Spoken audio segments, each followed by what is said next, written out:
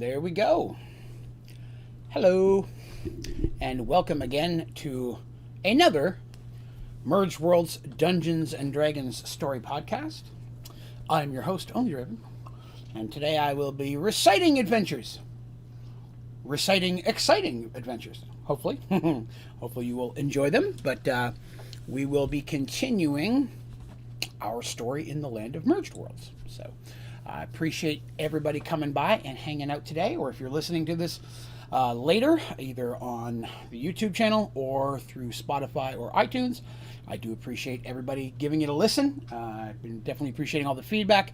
If you enjoy yourself, please be sure to click like and make sure you subscribe on either YouTube, iTunes, or Spotify, wherever it is that you are listening to this sound of my voice. So today is episode 20, which a little mind-boggling to me there, I'm going to be honest with you. We're nowhere near halfway yet, and at this point I've told between 40 and 50 hours worth of story. And I didn't realize there was quite that much. When I first started to do this project, I kind of thought, it'd run 6 months, maybe 8 months, and I'd run out. Even if I've been doing it every week, I still wouldn't be done at this point. So, pleasant surprise. It's nice being able to go into such detail and go back and cover different things, and of course mostly do the story side of it, but cover a little bit of the D&D side too. So I appreciate everybody who's been hanging out and listening to all of that of my voice, because that's a lot. I don't know if I could listen to me that long. Well, we'll recap where we left off from last episode before we move in a little bit forward here. So let's see. Last episode, grab the old book here. Forewarned, there'll be a lot of reading today, which I hope is a good thing. Hopefully you enjoy hearing the snippets the same way that the characters did when I told the story. We're going to see some of that today. Chunk of that today, to be honest with you. Hopefully. So where we left off last time is that our heroes had gone to the marriage of Rafe and Michelle Firemoon, which was very exciting. Long time coming. If you, for those of you who've been listening to the story, they've definitely been working on that for a while. Thank you, Neon, for the congrats on episode 20. I'm pretty excited about that. Long running. That's a lot. So enjoying it for sure. This is probably my favorite thing I get to do on the channel. So I'm excited that I get to share it there. So they went to the wedding of Rafe Firemoon. Really got to chat and hang out with a bunch of people. They got to meet with Michael's uncle, who was Lord Gunther. Unwalen, who's head of the Knights of Light, at least in this area. They hadn't really touched much upon Michael's stuff, and I don't think I talked about that much last episode. I'm going to touch on that now, or today. But then after the wedding, as celebrations were going on, a messenger came from the northeast, from a lake area. Yes, Mr. Cooper. Mr. Cooper has a question. I'll let you throw that out there, sir, while I continue. They went to a lake where there was several towns that were experiencing issues with lost ships. And Firemoon had been negotiating with this town because a very high-quality, expensive fish lived in this river that can only be found in that location. And definitely he wanted to get access to that. So they came to him asking for help, and because he really couldn't spare any of his people in the middle of all this stuff that's going on with the wedding, he asked our heroes to go and check it out, which they did. And it turned out that there was a little bit of a mystery there. They found a guy living on the shore who had run with a pirate named Captain Sheng, and the pirate was a jerk, to say the least. But there had been a mutiny, and then after the mutiny, the captain had somehow re-risen or come back and was messing up people, and several of them managed to flee, and they've been cursed since, and everyone they know and love has been dying. His son had gone missing, the last person he had left, and the heroes found that it was a sea demon, which is like a giant, kind of like an octopusy looking thing, but it's actually intelligent. It's not completely idiotic, but it is a form of demon. And they fought it, and basically saved his son and saved the towns. But I mean, at this point, the guy's still cursed by this thing, and the guy knows exactly where the island is that the captain called home. He knows where it is at all times. It's part of the curse. He always feels that pull back to it. Return to the captain, if you will. So he,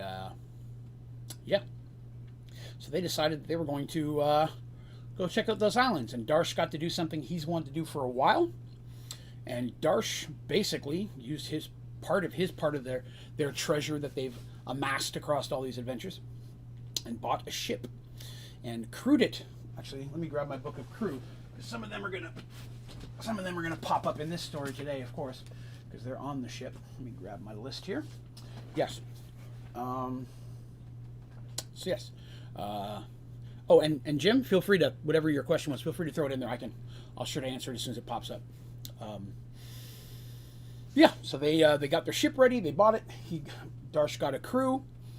While that was going on, they also found out that mysterious figures had been seen in around the tomb where they found the box of Pandora. And there had also been sightings of drow elves in the area. And then One Eye, who was the head of the Thieves Guild, had called upon Dandy and told her that people have been asking about her and her friends, and that, well, he didn't see anything specifically drowish. There have been unnamed thieves and assassins in the city that he's not happy about because they're not guild members and can't tolerate that kind of thing.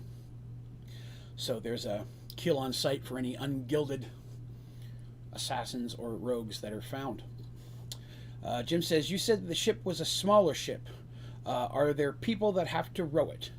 And Doggo's back as well. Hello, Doggo. No, to answer your question, no, it's still a large ship. I wish I had a picture of it, but I could not find that paper. It's a single primary mast, so it's got the full sail in the back and a smaller one, but it's a single primary mast. So it's still a good sized ship. It is going to need usually at least a crew of 15 to 20 to be able to run it, not counting captain, anybody, purchasing a ride, stock, things of that nature. It's big enough that they could take, horses and stuff on there. Not tons of them, but they could probably take 8 or 10 horses down in the under area, or whatever type of goods they want. So when I say it's a smaller ship, it's smaller than, I guess you'd say, the Black Pearl kind of ship from Pirates of the Caribbean, which is actually pretty large as far as ships go, in theory. But it is a decent sized ship, a starter ship. We spent a good chunk of time. Give me a second here. I think it's this one. Oops, dropped it away. We spent a good chunk of time researching all this. One of the guidebooks that I used in this section was the Forgotten Realms Pirates of the Fallen Stars source book, which gives a whole lot of information on ships and different skills specifically for that, battle at sea, creatures you'll find, spells and such specifically designed for on the ocean, different types of boats, the gear that you need, the specific type of things a cleric who runs around on this would use. So again, this is second edition, but this is an amazing source of information. Regardless, even if you're playing new modern 5th edition stuff, this still just the information it gives on how boats work, how ships work, some of the spells and stuff can be very easily converted to later generations. Cannot recommend that enough for anybody wanting to do anything Dungeons & Dragons of any style of role-playing game, but wanting to do it with boats and stuff. There's a lot of information from Viking ships to all sorts of stuff in there, a lot of different ways to work one. So, yeah, it's understand it's a starter ship. Understand for a Minotaur, and that'd be a good way to put that. A Minotaur ship, as normal, are going to be a lot of times larger than a human ship just by the pure size of their crew. You can imagine that if they build it for their size, the ship's just going to naturally be larger.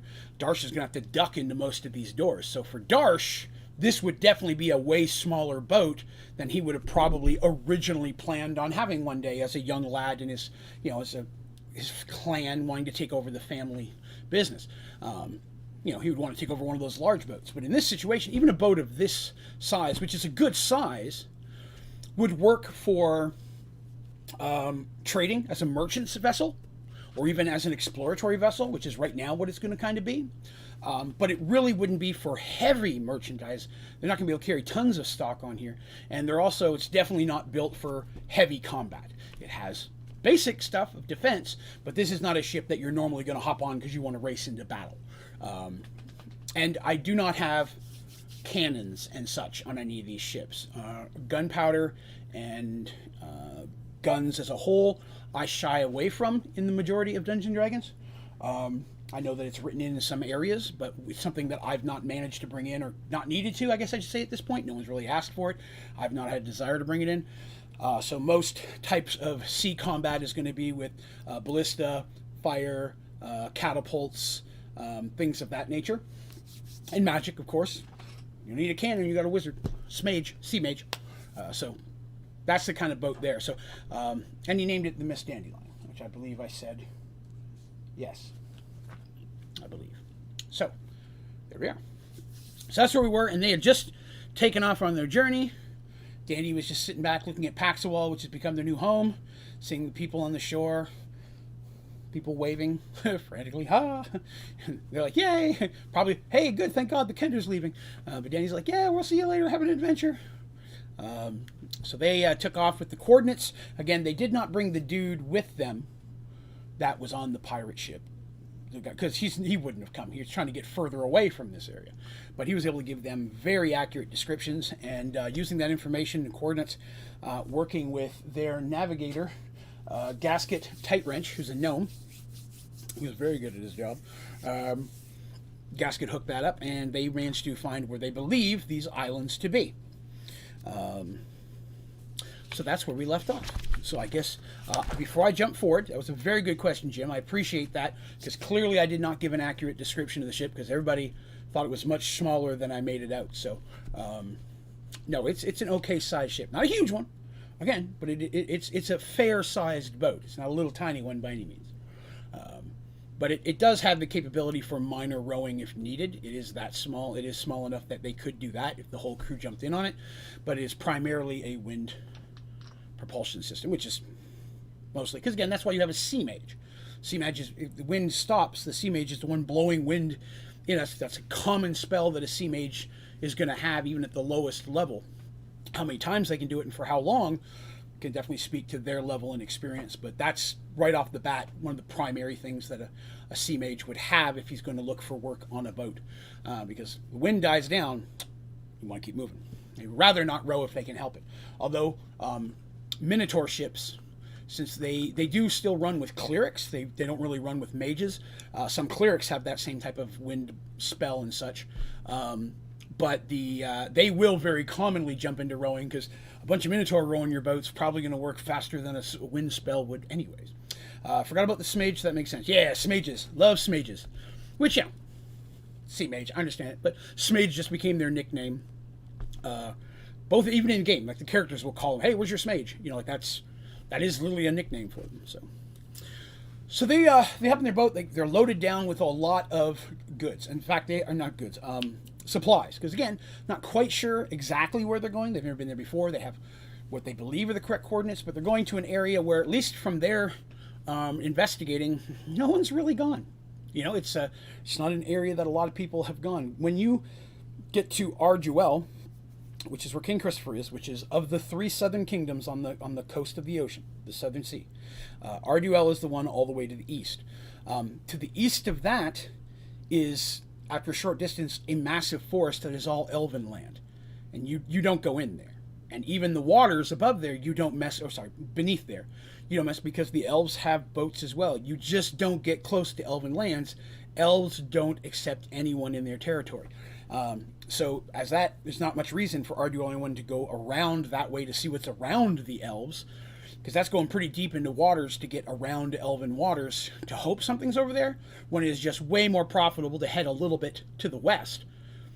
And then there you got Paxawal and you got Thorman, and now you have Firemoon to the north. I mean, that's a lot of trading right in there. There just hasn't been need to try to go around the elves, and the elves sure as hell aren't telling them what's on the other side. Because if you're the elves and you don't want people going around, you don't want to tell them it's good or bad. You know, the last thing you want is curious people saying, "Oh, I want to go visit that." So the elves are pretty hush about that. The elves have spoken to Christopher's people a couple times. The elves have come out of the woods to speak to them. They've never come all the way to Arduel. They have chatted with them, and they've just made it clear, we're not looking for trade. We're not looking for trees. Just stay the hell out of our woods. Any of your people walk in here, they're fair game. And we will not come out of our woods, which they don't do, so it's never been a concern on their end.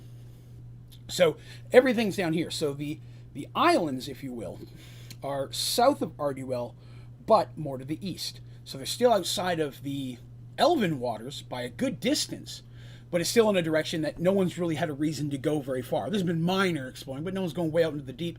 No one knows how big this ocean is. It's really, really big, and that's the important part of that. Then the southern kingdoms, they just have no idea how wide the water is, because once you get to Cronear, which is a good distance, that's the Minotaur kingdom, which is south of Paxawal. Even they've gone weeks distance further south and still haven't come across land. So it's a massive body of water. So they don't go any further than that. But they've got a lot of stuff on them. They're going to be really kind of skirting the edge of Cronear's waters on a little bit, but there's really no reason for them to be concerned there. There's nothing that they'd get in trouble for if they did come across the Cronear vessel, worst case scenario, because their minor agreements and stuff with Paxawal, worse, they're just going to tell them to get out of their waters, escort them out. Because this ship is sure as hell not taking on a Minotaur war vessel, which is pretty much almost every Minotaur vessel. Even a Minotaur battle vessel or a merchant ship is going to be prepared for war as equal to what a human ship would be, but not as good as what a Minotaur ship would be. They're bred for that. In many ways, Minotaurs are comparable to Star Trek's Klingons. I've always felt them to be very much along those same lines. So in many ways, I play them that way. Love war, love honor, die honorably, so on and so forth. Doesn't mean you're necessarily evil, but you've got that creed of honor is important. But I play them a little bit more, if you will, Klingon with a touch of Ferengi. Like, we are warriors. Honor is super important. Respect. We're more likely to take over a kingdom than to make peace with them. But at the same time, we understand that we value wealth. You know what I mean? Very Rome-like, if you will. That'd probably be the best example. If you combined ancient Rome with Klingons. You know what I mean? I always picture the marble pillars, the colosseums of battle. There's the whole type of, like, the games and things like that they're going to have.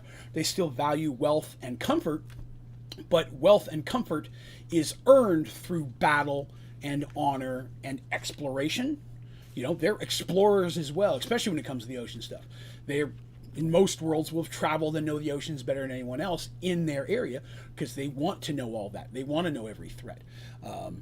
And so the value of that, and sometimes they will trade with races, although 9 times out of 10 they'd rather just take them over, because they view everyone else as a lesser race.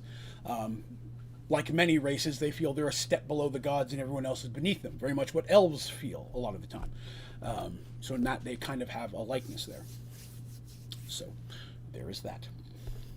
So I'll get into the story now. They travel. Now, they travel for several weeks.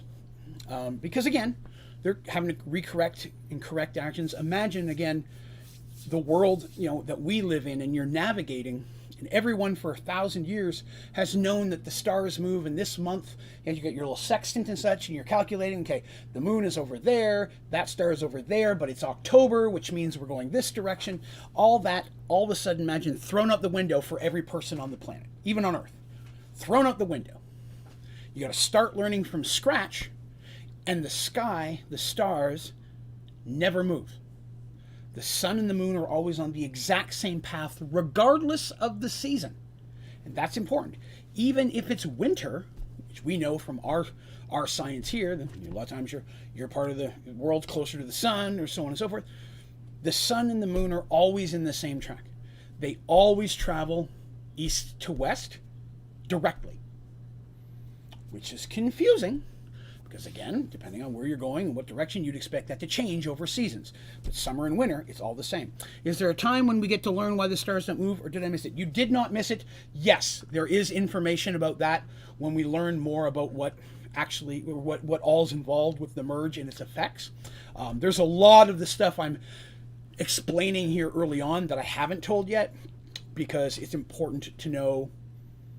It's important to be a surprise when we get there. It's going to be a big reveal, and telling too much of it now would kind of maybe give away some stuff that the characters don't know. And so I try to keep the players and the characters in that same line. You know what I mean? I don't want the players to know more than their characters if I can help it. I want it to be when all of a sudden, like you walk into the old episode, you walk into the thing and the bad guy running the undead is Michael. I don't want them to know that before the characters know.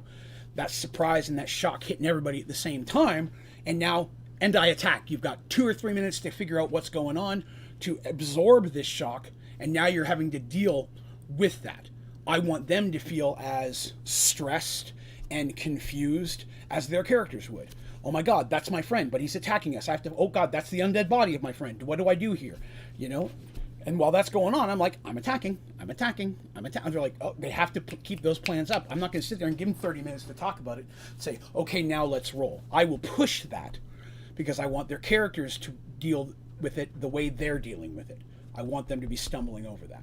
And that's in those shock moments sometimes. You know, not all battle is like that. I'll give them time to come up with a bit of a plan within reason. I'm not going to let two people have a 30-minute conversation about what we're going to do in a situation when something jumps out of the trees and you don't expect it. You don't have time to have that conversation in the actual existence of the story, so having it outside isn't really fair either. But if it's a situation where they're like, hey, we've got the surprise and we're going to sneak up and do this, I don't care if they take a little bit extra time to figure out what they want to do. That's fine. They have the element of surprise. So situationally, that can change. This is just me as a DM and how I run my game. A little bit of that sliding in there. So again, we're traveling, and they are making their way, and they don't really have any problems other than a couple times having to recorrecting their course, because again, they're going into an area now where no one's really gone. So even the charts and stuff that they have at a certain point are going to become less and less reliable because they don't know exactly the positions of the stars and the moons and the such where they are, which is intriguing.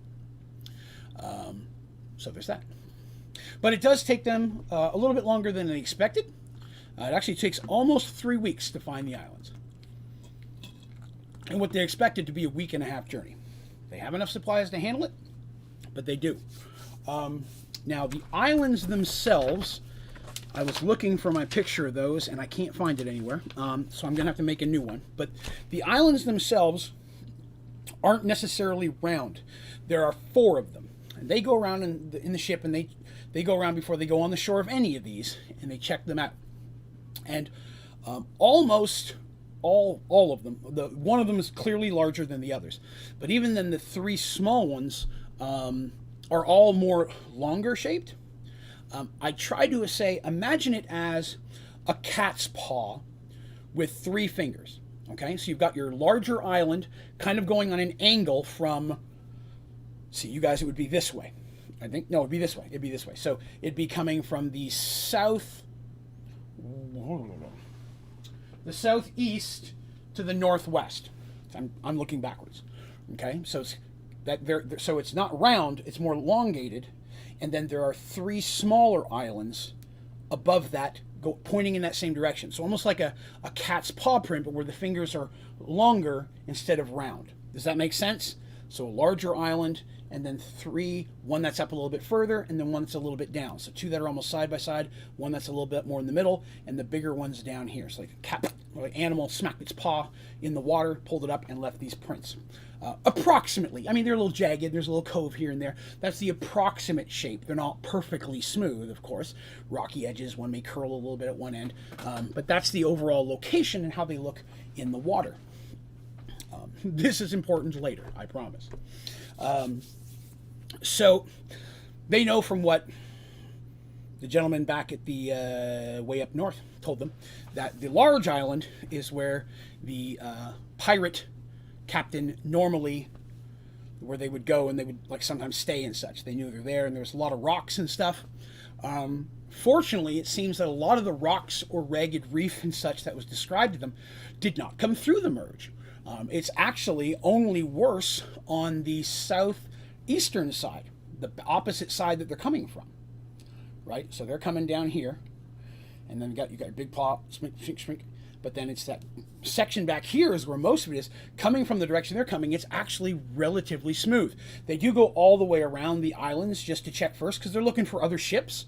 Is the pirate ship here? Maybe it's out at the time. Are there other ships? Is there any type of civilization here? They only got a small description of what the island looked like from Deuter up north. But they have a little trouble getting around that bottom edge because of the rocks and high reefs that are there. But of course, the reef's just teeming with life. There's tons of fish and stuff around here. Dolphins and manta rays and all the pretty stuff that you'd expect to see in an ocean. Very tropical weather here. And that's another thing. These islands are tropical in their nature. Okay, banana trees, coconut trees. It's what you'd expect on a tropical island. Very sandy, but the three smaller ones have some little raised hilled area, but they're relatively flat. It's like a minor hill. But the largest one does, at the one bottom corner opposite the direction they're coming, does rise up into be what would almost like a little bit of a mountain. Again, not huge. No, I should probably say the islands themselves are of size. They're the size of our city. They're a large island. Okay, so it's not like the little ones are still big. The big one is pretty big. They're not like Australia or nothing, but they're a good size. So there's raised a small mountain almost on one side that kind of arcs like a letter, again, looking out like you guys are. You're looking down here. It's going to be a backwards C. It looks more like a quarter moon. I just thought about that. For the record, that has nothing to do with Fire Moon or the fact that moons keep showing up in Mergeworlds. Purely coincidental, I promise.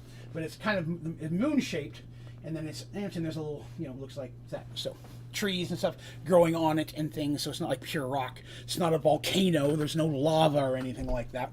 But it is very Hawaiian-like in its temperature and vegetation. Would probably be the best way to say that. So there's that. As they make their way to the largest island after they've done their full circle, the bottom island does have one little chunk out of it in the bottom that is like a bay, a very thin one that does have a reef such, or a little bit of like that, but it's where the other pirate ship would normally go, and there's even the remains of what looks like an old dock there coming out into the water, although it appears to have fallen apart partially due to misuse. Even from the boat, they can see the remains of what were small huts that probably the crew stayed in at one point, but they're in very poor shape. Most of the roofs appear to have fallen in, or they've blown right over due to tropical storms. They don't really see any signs of anyone living there at this point, and there are no boats in this area. No rowboats, no big pirate ships. Which, for the record, the big pirate ship was 2 to 3 times the size of our ship. It was a massive ship. Mystique says, you should have just let everyone think it was by design that the moons keep showing up. Don't get me wrong, there's plenty of moons in here. You're going to find those. This one here, while I was describing it. Give me a minute to finish this. Okay, so, number 2. I keep it back up.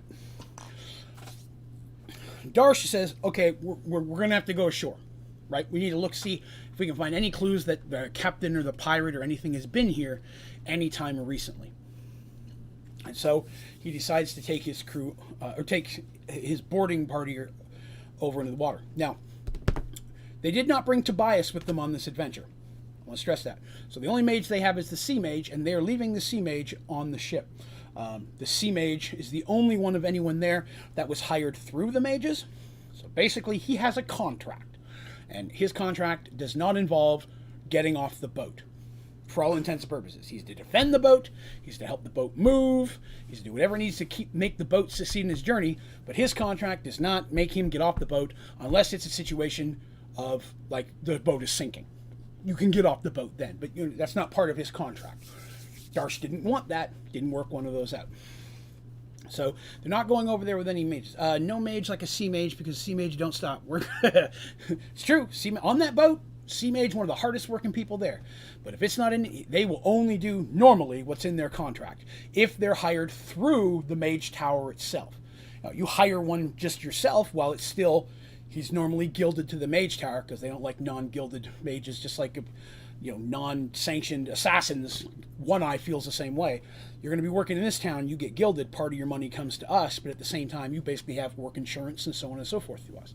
You have access to the tower, discounts on spell components, things that you'll need anyways, so it only benefits the mage to do that. But if you want to work out a contract with a mage yourself, you can totally do that. The tower just has to sign off on it. The union business of mage work. So going off onto the shore, of course, is our four heroes: Darsh, Dandy, Mercy, and Artemis. So Artemis is the only spellcaster in the group. They take two miscellaneous crew members, none of their named crew, because his first mate is Dorum. We've talked about that. Dorum is a human. I do not have a picture of Dorum. I apologize. I know what Dorum looks like, and I did not pull the picture up. I just realized that. I have several pictures set up for today, because we're going to come across some new characters-ish, and so I wanted to show those, but I forgot to pull one up for Dorum, and I just realized that right now. I have several of his crew members. Dorum is really the only one that we kind of have to look at right now, because he's the only one that's relatively important, I guess you'd say, because of his rank. Several of the other named folks will be on there also. But Dorum, I use... Oh, I feel so bad because I can't think of the actor's name. Oh, Gary Sinise. Gary Sinise is the actor who I picture, is who I have the actor who represents him. So if you know Gary Sinise, Lieutenant Dan or on NCIS New York, a lot of great things he's done. I'm a big fan of the actor myself. But Gary Sinise is what Dorum looks like. Dorum Marshlight is his name, and he's the first mate of the ship. And very quickly in the... does he have legs? Yes, Jim, he does have legs. He's normal, him, not Lieutenant Dan. But he's not shaggy either. He's very well cut, like a very, very Navy cut kind of cat. Does have a stash, though. He does keep a stash. But I'll get his picture added to the website as well, which I should throw out there if you're listening on Onlydraven.com, where I post these as well. At the top, there's a page tab that says characters. If you go there, a lot of times the pictures that I show here on stream, I will put up on there afterwards, so you can reference those should you need to. So I will fix the Gary Sinise picture and get it up there. But yes, Gary Sinise is Dorum. And in the few weeks that he's been working underneath Darsh has come to rely on him very heavily.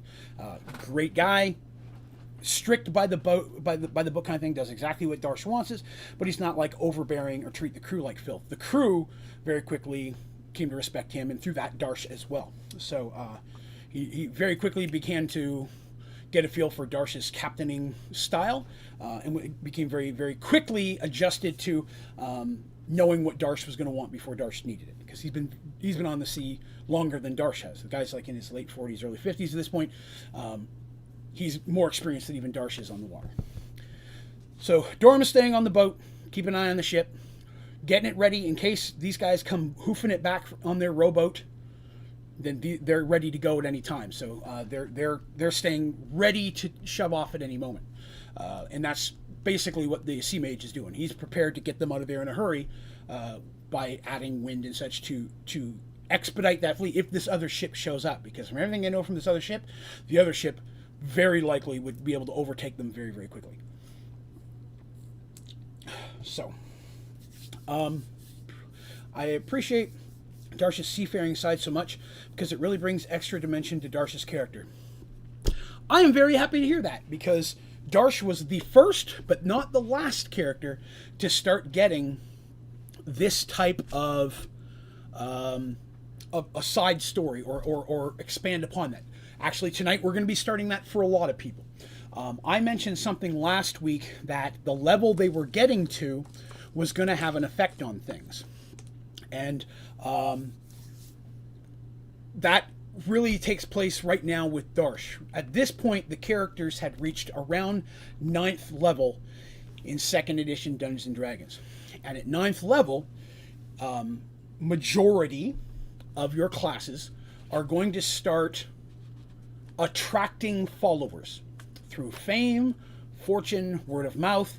People will hear of you and say, okay, this is someone I want to work for, or this is someone I want to follow along with. So with Darsh, this is how we took that on for his character. Darsh, from the moment Darsh was created, he was a seafaring minotaur. Oh, yes, Alex, I apologize. I didn't get to answer the question. Yes, I still do. I put up tutorials. I actually put 3 up today. I still put tutorials up and streaming it occasionally. But right now, I'm doing a lot of Volcano block. But I will be back to Sky Factory, I have no doubt. So thank you for the question, Alex. And thank you, Mystique, for jumping in there. But this is how we tackled this side of it. From the moment she created Darsh, she knew she wanted to one day him to have his own boat. That had been planned from day one. How we were going to get there, what that was going to look like, not a real discussion until we really built up on the character. It really didn't come into play until this chapter we're in right now, where they basically came back from the dead and had to start looking for the gems, and they found Paxawal. I started building a bit towards that. That's when we had Cronear pop up, the Minotaur Kingdom in the waters. These things, a lot of that were designed in a way to pull Darsh into some type of a side story that would let him do that. So I had been building up a lot for this very early on without discussing that. I was basically planting seeds to be able to have that type of thing moving forward. You're going to see a lot of that today. But all the characters are going to start seeing something along those lines very, very quickly. The first, technically, was actually Dandy. Dandy getting Michael. And as an interesting aside, for just behind the scenes of the Dungeons & Dragons side of the story, the reason Michael exists in the story is that early on the characters found a deck of many things. And a deck of many things is a magical item that can destroy a party. Destroy a whole adventure. Because it's a deck of cards. You decide how many cards you want to pull out ahead of time. You have to pull out that many. Half of those cards are phenomenal, and half of them will destroy your world. And if you say, I'm going to pull 4 cards, unless the first 3 kill you, you got to keep pulling cards until you pull your 4 out. And one of the main things that one of Dandy's cards she pulled was gain the services of a 4th level fighter. And so I pulled these cards, and I didn't magically appeared right there. I wanted to work them into the story naturally, but the magic kind of pushing him in that direction. That's why Dandy found Michael, and why very early on Michael had that whole attraction to Dandy. That's what made him pulled towards her, both respectfully and romantically. It was literally fate and magic that brought them together that caused that connection. And every point where there was an option of, does their relationship go to a point? Does it take a step further as an actual relationship? Dandy had the choice. The character who was playing it had the choice to say, no, I don't want to go that way, or yes, I do. Because even with fate and magic, these characters are touched. We've talked about that. They're touched by the gods. They have the potential to affect the world around them in ways that the average person does not. So they can reject these things. They can't force you to fall in love. It can put someone in there and plant the seeds to put you on that path, but that decision is still theirs. And I never want to force these things on the characters. So at certain times I'll say, in this moment, you have a choice. Do you accept the romantic gesture? Do you decline it? How do you respond to that? And all the characters see this at some point. But Michael was the very first one. And the young lady who was playing Dandy really liked that arc, really liked the concept of Michael. The moment when they found the Kender village destroyed, and the young Kender died in her arms, I had a little scroll written up. I wax sealed it, because I used to do that kind of stuff when we played the games to make it a little bit cooler, made a scroll. And in that moment when all this stuff is going on and Michael kind of swears his undying fealty to her, she popped it open, and in that was, in this moment, Michael is offering this, do you accept it or do you not? How do you respond? Because I knew I was going to put that out there. But in that moment, I'm not saying this. It's not, hey, all the people playing, this is what Dandy's hearing. In that moment, the young lady who was playing it, a young lady named Skip, read that, had to look at me and tell me, I want to do this. She made that decision for herself, and the other people who are playing, they don't know what's in the scroll. They're reacting. She's making a reaction based on a situation. She's basically in her head and in her heart in that moment, because only she knows and senses what's happening here. And so she makes that reaction, and she makes that decision, and then I build the story from whichever direction she chooses. And in that situation, she accepted Michael. So they became a thing. But that all happened because she pulled a card out of the deck of many things. And I like seeding things in a story that don't pay off until years of real world time later. That happens a lot, where I'll throw something in, and then years down the road, something that was just a casual comment I mentioned is now the most important thing in their world. So I like to do that. And you'll see a lot more to that as we're moving forward, because the characters are going to build a whole lot in depth as they start taking on more leadership roles in whichever life or community they start pushing themselves or start working their way into. Darsh being the first to really get the large lump of this with the ship. So that's why he has a crew. So the named crew, some, not all, because they may switch out, some may live, some may die, we haven't gotten there, but the named crew were basically the followers that Darsh got first. Those were his 9th level fighter, people that track to him. When he's out looking for a crew, they're like, I've heard of you. Yes, I've heard of your tales. Yeah, you're hiring? I can do that. I'll take that job. And then through his actions, they can stay or they can go. If he's a jerk to the crew, they're probably going to leave. Treats him real good, then word of mouth may cause him to gain more. And so that's how this built up. I know I'm going a lot into the side of that today, and I'm not really getting far into the story, but this is, of course, some of the stuff that builds onto the story itself. So I'm trying to throw that in there for you as well. Neil says, I love multi-classing as a player, so I think about these level 7 and 9 as being when I can start coming into my character wholly. And I feel the same way. First few levels, you're just trying to figure out how you work. What skills have I got? What spells have I got? What things can I do? Then once you do that, you start the role-playing side. You start getting into how does my character act? What are things that drive me as a person? Nian says, which means that the weird astrologer stuff about how time passes is super important. My theory is looking more plausible. Interesting. When I finally say what happens, you'll have to let me know how accurate you are. And everything that I say is incredibly important. It's how I try to convince them. They will listen for odd inflection of my voice and be like, that could be a clue. The notes, hilarious. I found a box, I think I told you, I hadn't opened up in years. And inside of it are just stacks of notepads and some of the notes, I was going through those the other day, laughing because it was reminding me of little things that weren't story drivers, but were just hilarious little moments that I can throw back in here now.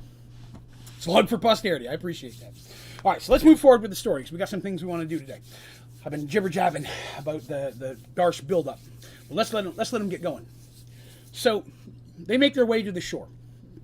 The 2 or 3 non-named crew members, basically the red shirts, if you want to call them Star Trek, the people that come that don't have a name specifically, they're going to stay with the boat, ready to shove off should Darsh and pals come booking it back. But it's just going to be the 4 of them who are actually really searching around. And as they do that, they start with what was the huts and such where people live. The dock is in rough shape.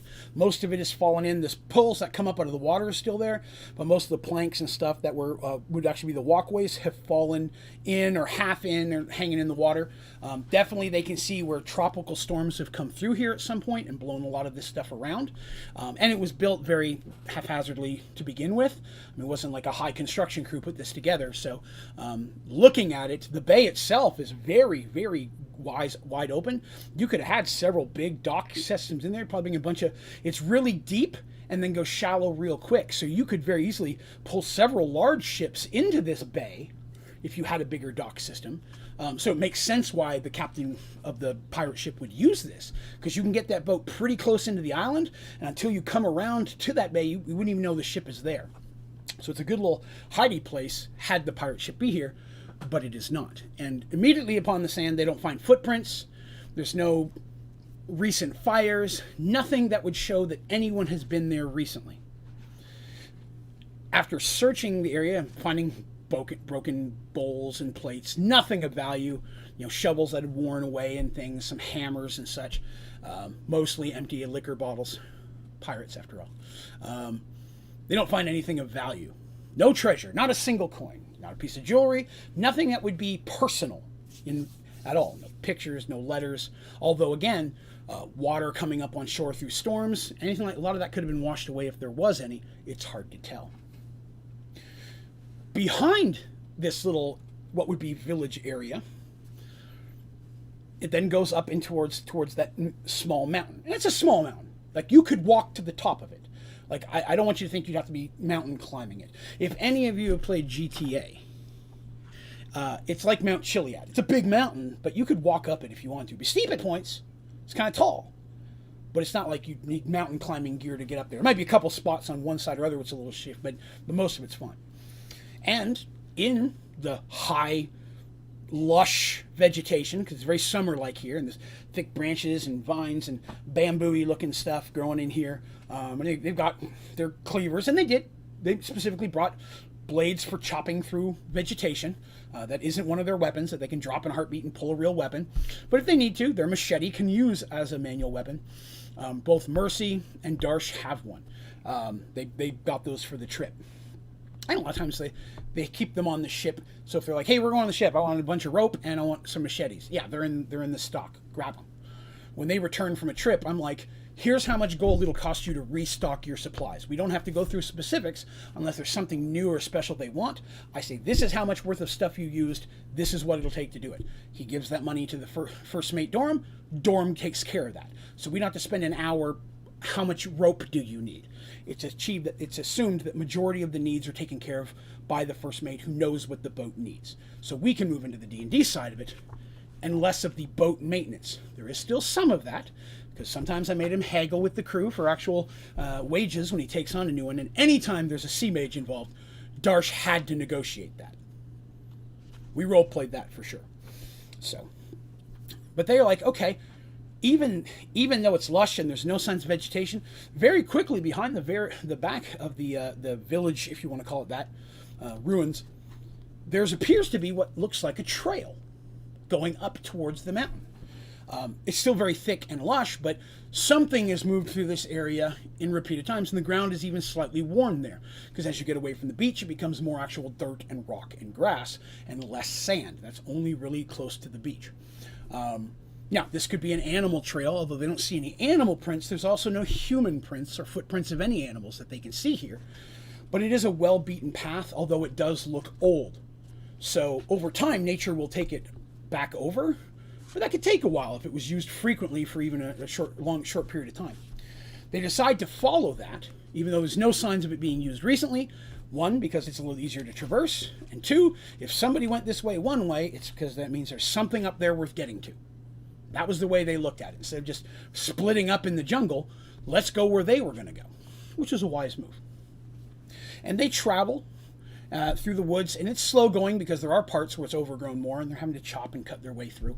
But after a good hour of fighting through, a short distance walk, because of the lushness, I'm also lushness, but the lushness, they get to a clearing, which is a little bit of a lake.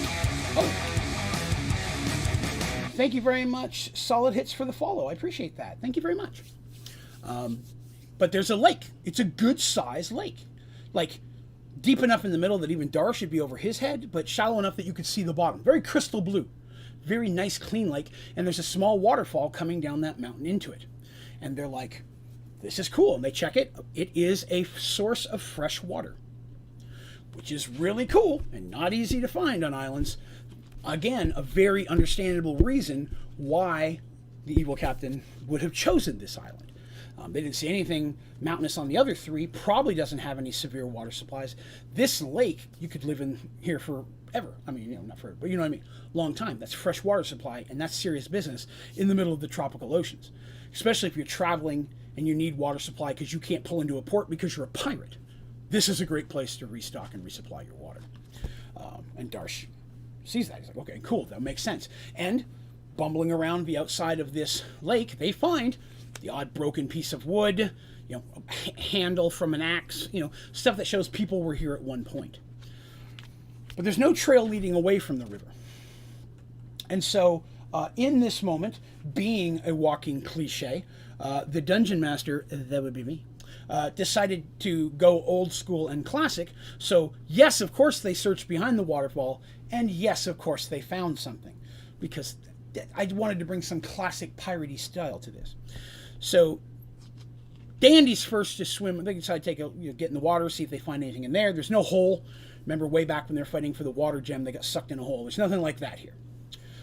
It is just a lake, but Dandy finds that there is a cave behind the waterfall. And draws attention to this to the others. And they're like, okay, pirates, that's probably where they hide stuff. That would make sense to us. And again, I should point out that the Smage does have the ability to shoot up a spell like a flare. It's a Smage spell instead of a flare gun. They watch for these things. They don't see anything like that. So they feel comfortable going in here. I don't mention that because it's going to happen now, but in the future, it might. So that is something that a Smage can do. Which a lot of other mages could probably do it as well. Pyrotechnic spell, things of that nature.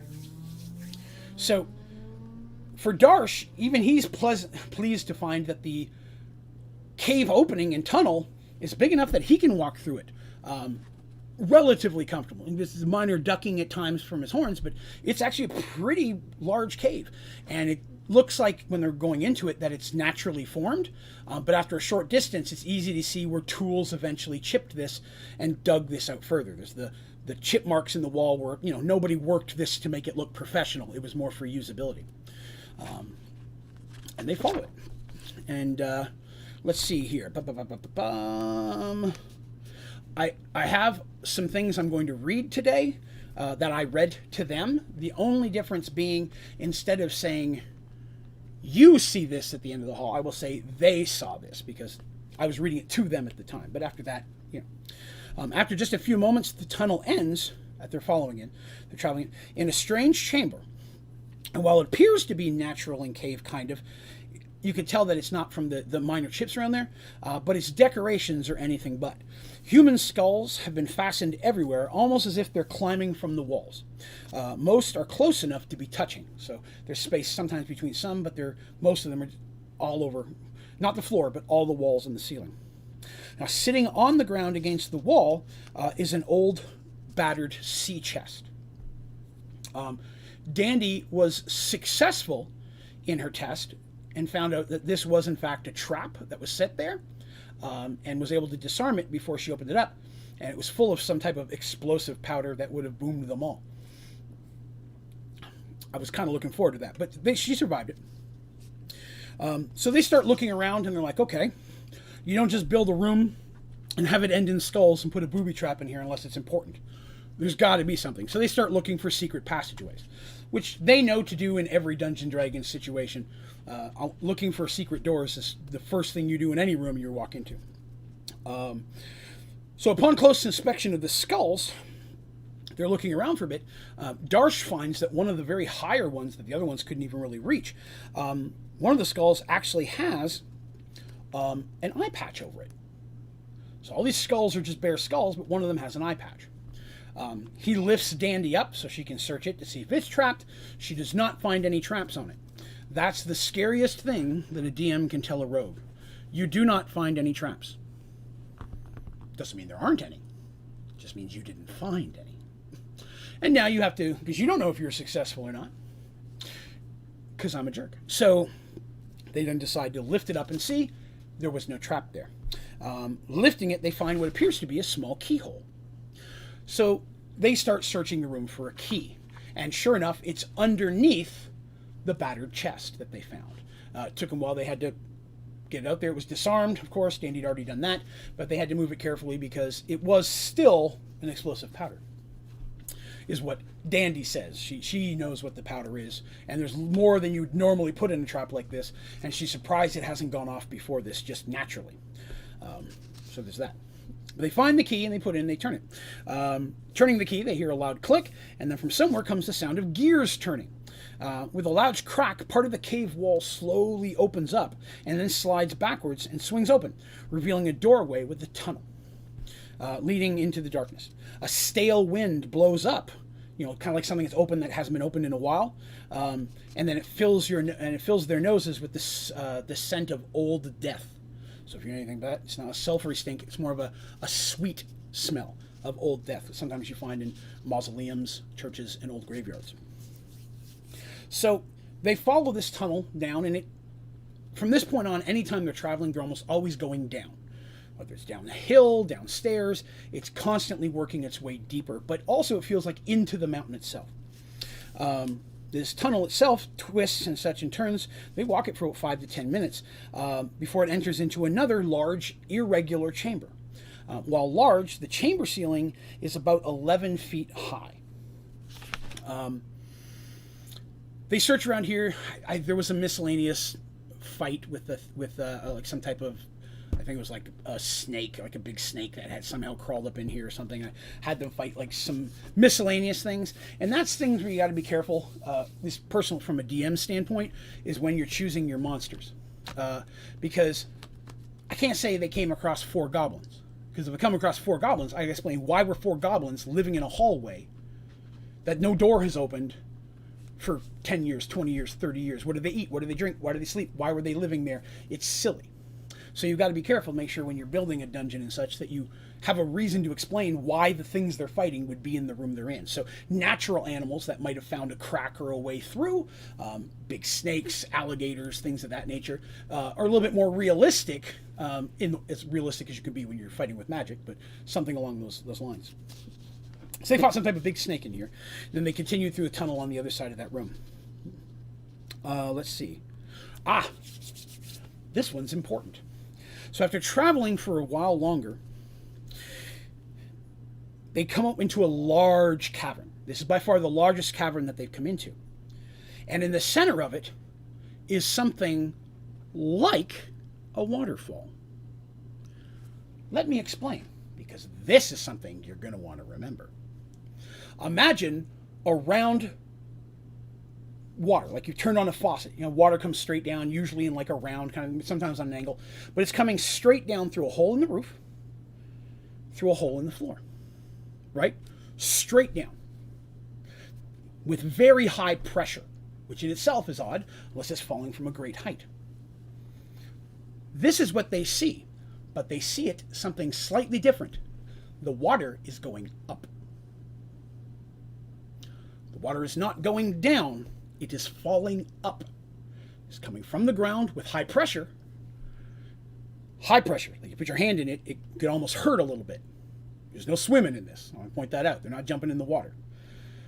But the pressure is going straight up. They do manage to scoop some out, and checking it, it is fresh water, not salt water. Discussing it, they figure this could be the source of the water that is the waterfall. Because again, the mountain's not that high. There's no snowy peaks up there that ice is melting from that would normally be what would cause your water to trickle down in seasons. But this is fresh water that's going straight up and could be pooling at the top and then falling down, landing in that lake, and then rivering out a couple different directions down into the sea. Neon says the pressure could have cut the hole in the top right. It is possible. But upon searching, they do cite that it is perfect circles. It's not angled. They're perfectly cut circles, and they are smooth to the edge. And water will still spray out like a mist. Like you stand close enough, the drops are going to come out. It's not like it's a solid thing. It is water, but the pressure is enough that it's going straight up. Is it hot water? If it was cold, I'd be worried it's artificial, not a natural event. It is cold water. It is not hot water at all. It's not freezing cold, but cool water. Comfortably cool. The kind of temperature you'd want to make a nice glass of on a warm day. Good question. on the other side of this room, that makes no sense. Exactly. And now we're going to continue on and not talk about that for a while. They do find another trap in that room. Dandy had to disarm it. It was a blade trap. This was a very trap-heavy area of the story because I hadn't done a lot of traps lately. A lot of the stuff they've been dealing with hadn't really been dungeon style. So this was an opportunity for me to let Dandy use some of her thief skills again because she'd been leveling and her thief skills were getting better. So moving silently, hiding in shadows because she was going down the tunnels first to get a view, and then searching and disarming traps. She did quite a few of that and successfully disarmed every trap that she found. There were several tunnels they didn't go down that there were some traps that they didn't touch. So I don't know, but they managed to successfully disarm all the ones that she found along the way. And basically what happened here is as they were traveling through, they would get to the room which would branch off in certain chambers, and they would go in there and they would be finding something. Maybe it'd be an alligator, be some type of weird animal in there. At one point there were some undead skeletons that they fought in a room, because well, I mean, it's the only kind of skeletons you're going to fight really. If you're fighting just regular dead skeletons, you're going to win pretty easy. But they're battling that out, and in each room they were starting to find things. And, good bones, first of all. I should say they're finding bones. Obviously, there's bones everywhere. But in each room, they started finding a wooden bone. One time it was a skull. One time it was a femur. One time it was a hand bone. But they started finding wooden bones of normal human size. And they start taking them with them. Because, it's Dungeons and Dragons. You gotta have puzzles. And so they do that through several different rooms. So this took a while for us to play through it because there were little adventures or puzzles in the room that they would have to figure out in order to find the wooden bone piece that they needed. Because at one point they get to the place where they needed, they have to go back and find the ones they missed. So let me see where we are here. Some of the pools. Yes. Okay. So eventually they find all the pieces they need, and they come into another chamber with bones all over it, and they can find empty slots because there's instead of just skulls, it's skeletons built into the wall. And if you remember way back in the Pandora Temple, there was a door where people were coming out of the door, and it was like a battle scene. Same kind of concept where there's skeletons in different poses and positions in the walls. Sometimes it'd be just the top half, sometimes it'd be the side of one, and finding the different holes, which wasn't easy, they had to search for it, and finding the wooden bones in the specific locations caused a secret door to open. And they had to find I think there were 5 pieces of the bones. It's like a leg bone, there was an arm bone, there was a skull. I can't remember what the other one was. I want to say there was a finger bone and a toe bone, if I remember correctly, were the little ones that were hard to get a hold of. And then because they had to find where they went in this room of bones, and they were rolling and doing skill checks to try to find them. But they successfully find those, and again, it opens up. So after they finally get in, they start walking in this again, and it's still going down. They've been going down for a while at this point. And it takes them, at this next section, almost 30 minutes of twisting and turning and down and such to finally get to the end of this twisted, crooked tunnel that they're walking in. At the end, they hear the sound of falling water as they approach it. And they step into this chamber, which is large. They find another one of those water chutes going up. It's not falling water again. This one's even larger. The other one was probably about your classic, like the size of a tire.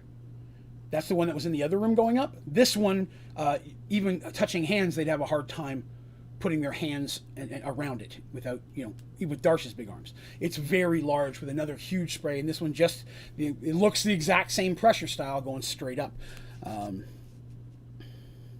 Let's see. So they get to the end there. They get to the end, and on the other side of that room, there is a very old door. And it kind of looks like a ship's door. It's wooden, but there's no window on it. I wonder if they're walking on the ceiling. Well, this door looks right side up to them.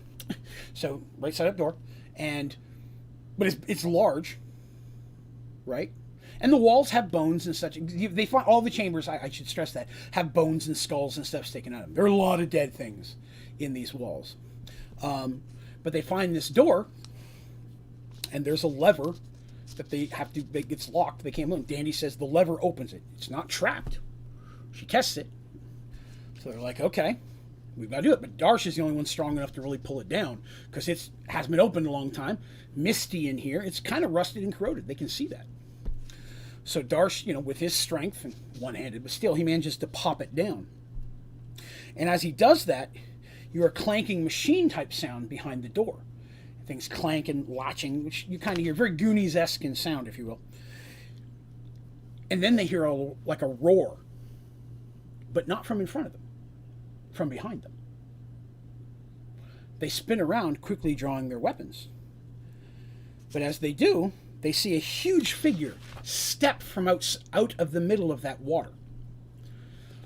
Its huge dead body steps onto the cavern floor with a loud thunk noise.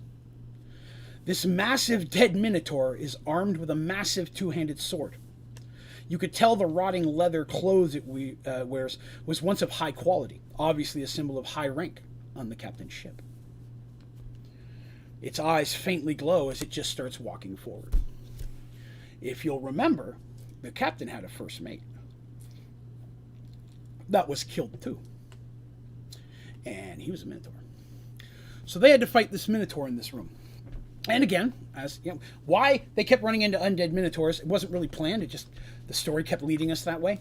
But it was a big fight. And they managed to, of course, defeat him. But they did take a little bit of damage there. Darsh took the lion's share of it because the cavern, while large, high ceilings, wasn't a lot of room between the water and the walls. So it was hard to everybody to get in there. In fact, sometimes they were running around to try to flank him and get him on the back. But the issue is a lot of times when we were fighting, if they were pushed against that water, it would actually hurt. It's so much pressure. It could knock them over. They had to roll to see if they dropped their weapon. If they fall back into the water and water sends their sword flying. Or if they hit it enough, especially someone as small as Dandy or Artemis, snags their clothes or something, then they may go flipping sideways as well. So the water pressure was high enough that they were never going to get really pulled into it, but it did have an effect on how they fought. And so there were negatives and things that they had to deal with in that battle. But over time, they managed to do enough damage to the Minotaur body that it falls. Darsh beheads the thing, and then it just kind of crumples into corpseness. Not dust, but bleh, stinky corpses. Very stinky. I think Dandy commented on the stinky quite often. But once they defeat it, again, this whole dungeon, they've not found any treasure. There's been no loot here. How depressing. But at the same time, they've killed an undead minotaur, which is very cool because they're thinking, hey, we're a step towards maybe freeing that dude from his curse. But if there's an undead minotaur, what's behind the door? They heal themselves up and prepare themselves for the worst.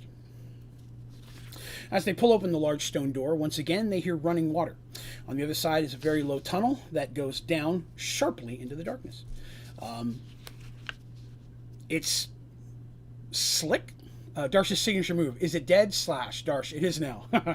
Very accurate. Very accurate for Darsh. But it's a very funky thing. It's not a slide. It's not like a ramp.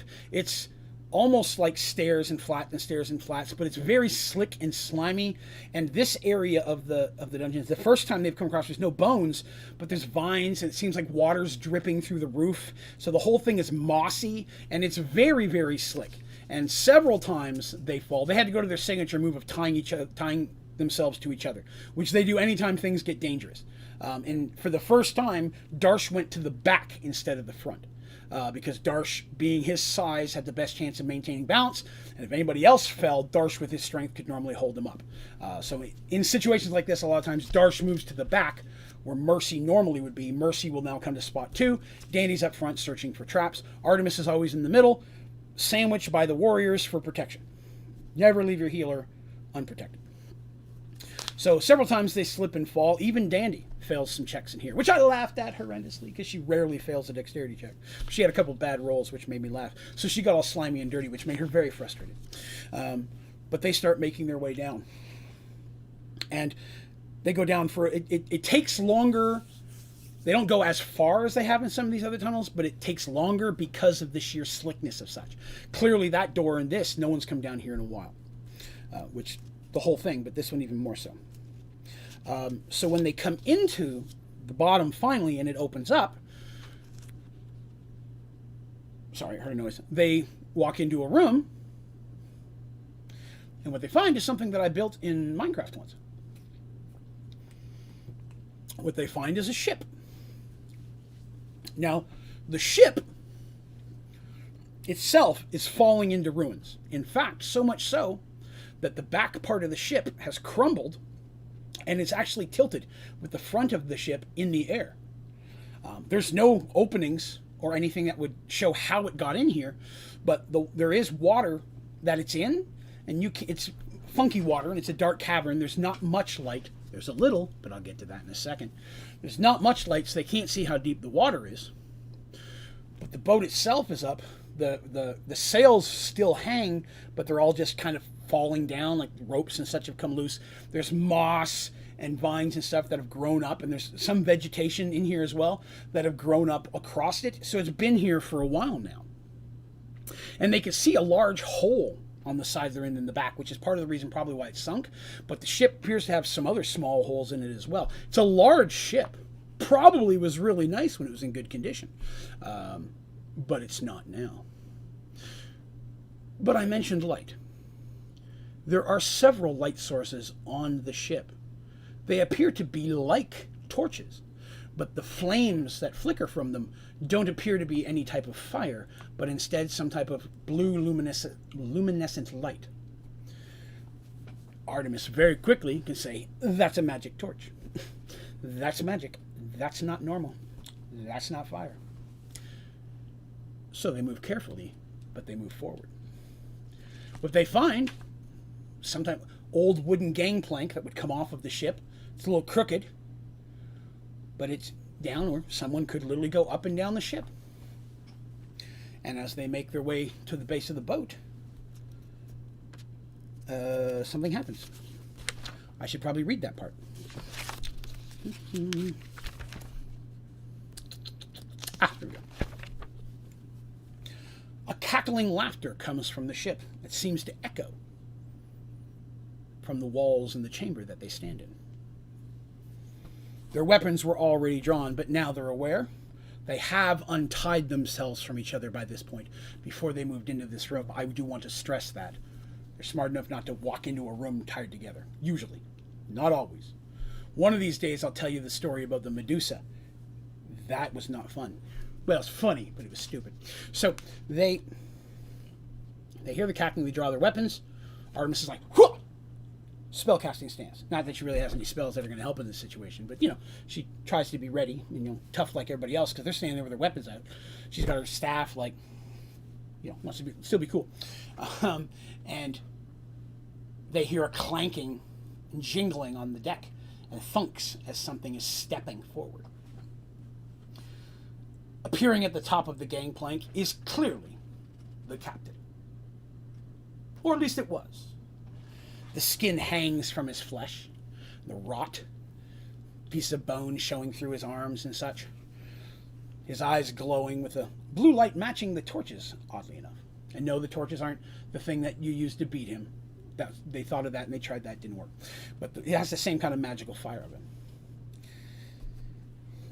He said, "You're not one of my crew, but I can smell them on you." And I forget what the guy's name was off the top of my head now, but he mentioned him. He goes, "I see you found blah, blah, blah. It's only a matter of time. They all come back to me eventually. But you must be here for my treasure. Well, many have tried, and all have failed. And now you will join them." So that was, something like that. It was the conversation. I don't have the specific, because then they go back and forth a little bit. But he laughs at they try to be tough and stuff, and they don't do a very good job at it. And so drawing his weapon, which is his big power sword, because he's big for a dude, for a human. He's really big, long hair as well. I should probably say this to clarify it, even though I didn't before. I think I did when I was describing it, but he is an Asian pirate. That means anything? I'm trying to say that. So. That he's dressed in more of that style of a pirate, because we looked into that, and I looked up different types of piracy styles from Eastern kingdoms when I was designing this as well, because I use that a lot. And so the ship itself has a bit of the flair of that. Remember, he came from far across the water, where even the guy who was on his crew doesn't know anything about that. But it came across, and again, his name was Captain Chen. He's Asian. Okay, so there's that. He has a bit more of that style to him. But he comes forward, and they enter into a fight. The fight itself became interesting in a couple different facets.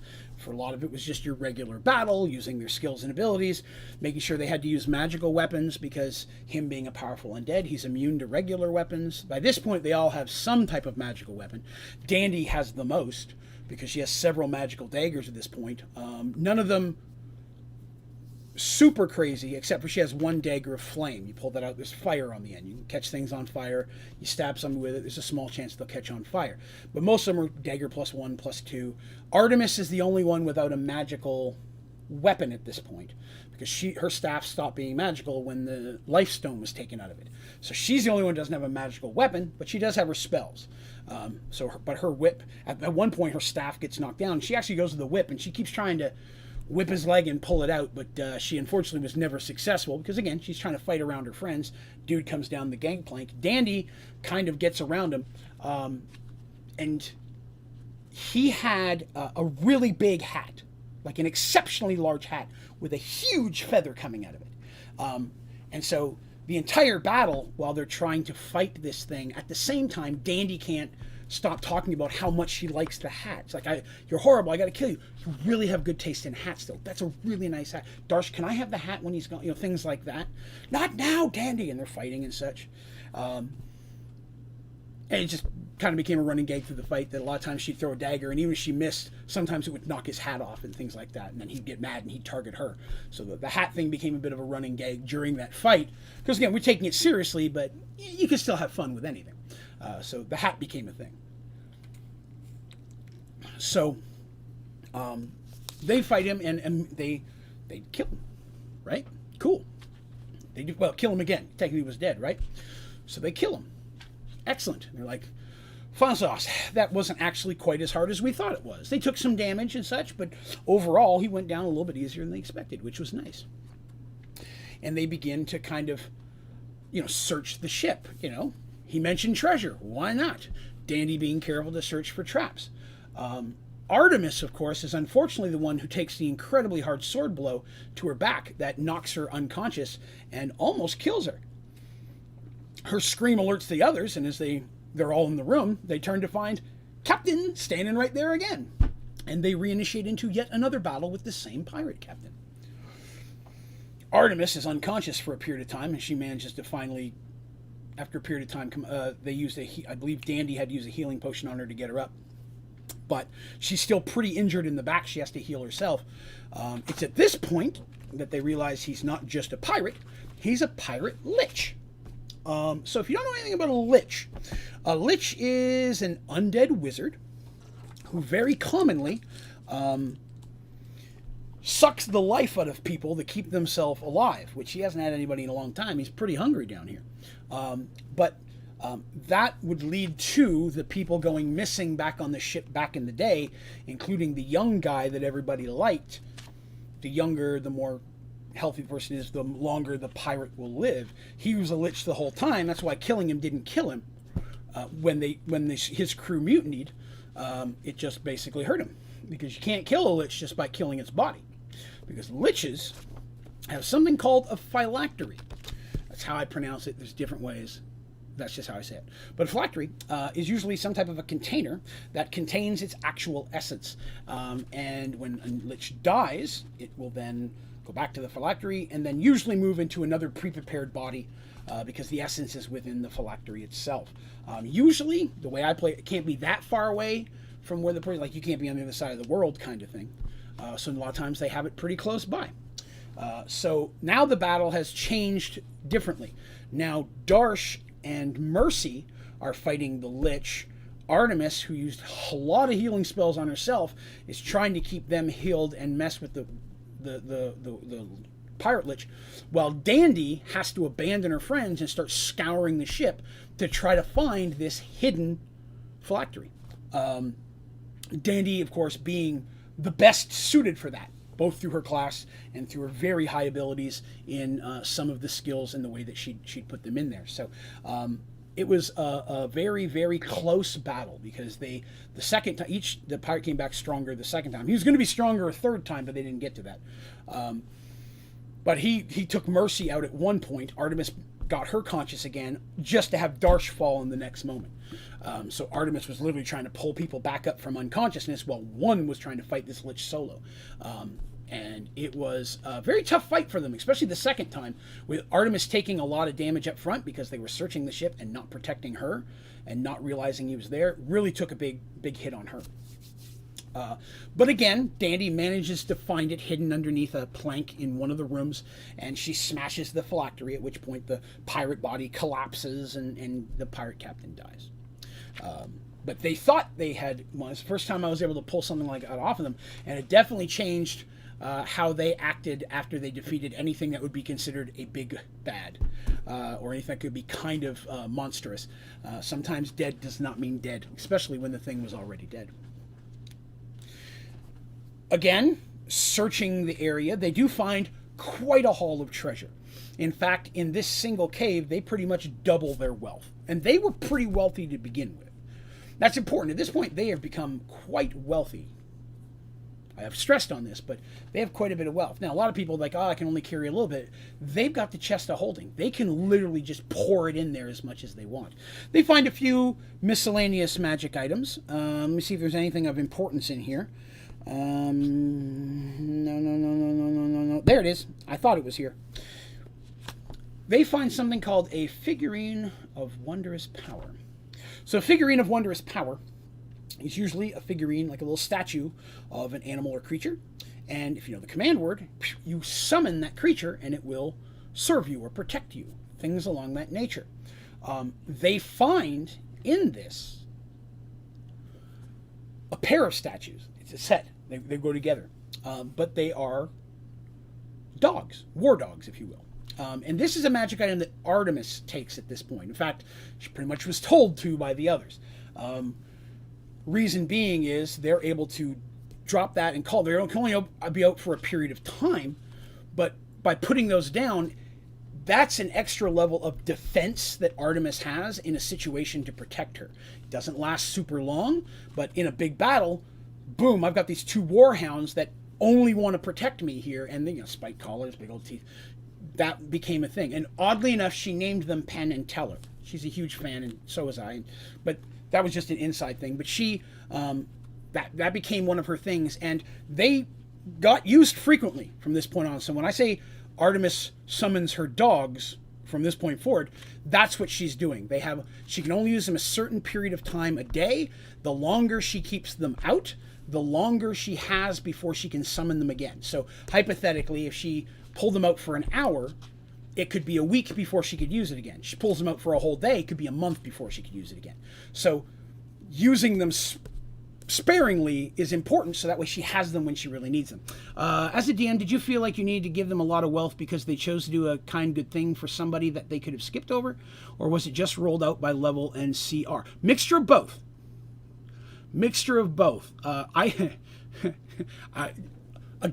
I pride myself in the fact that I'm a jerk, and a lot of times my players don't like it when I give them a large amount of wealth, because if I'm giving you a large amount of wealth, that means sometime in the future I'm going to do something that's going to make you need it, and that's not always a good thing. Sometimes it is, but sometimes I'm seeding for the later adventure. But yes, Penn and Teller was the name of the dog. So, and I think I may have mentioned this in the past, but if I hadn't, this is just a little aside by the way that we played.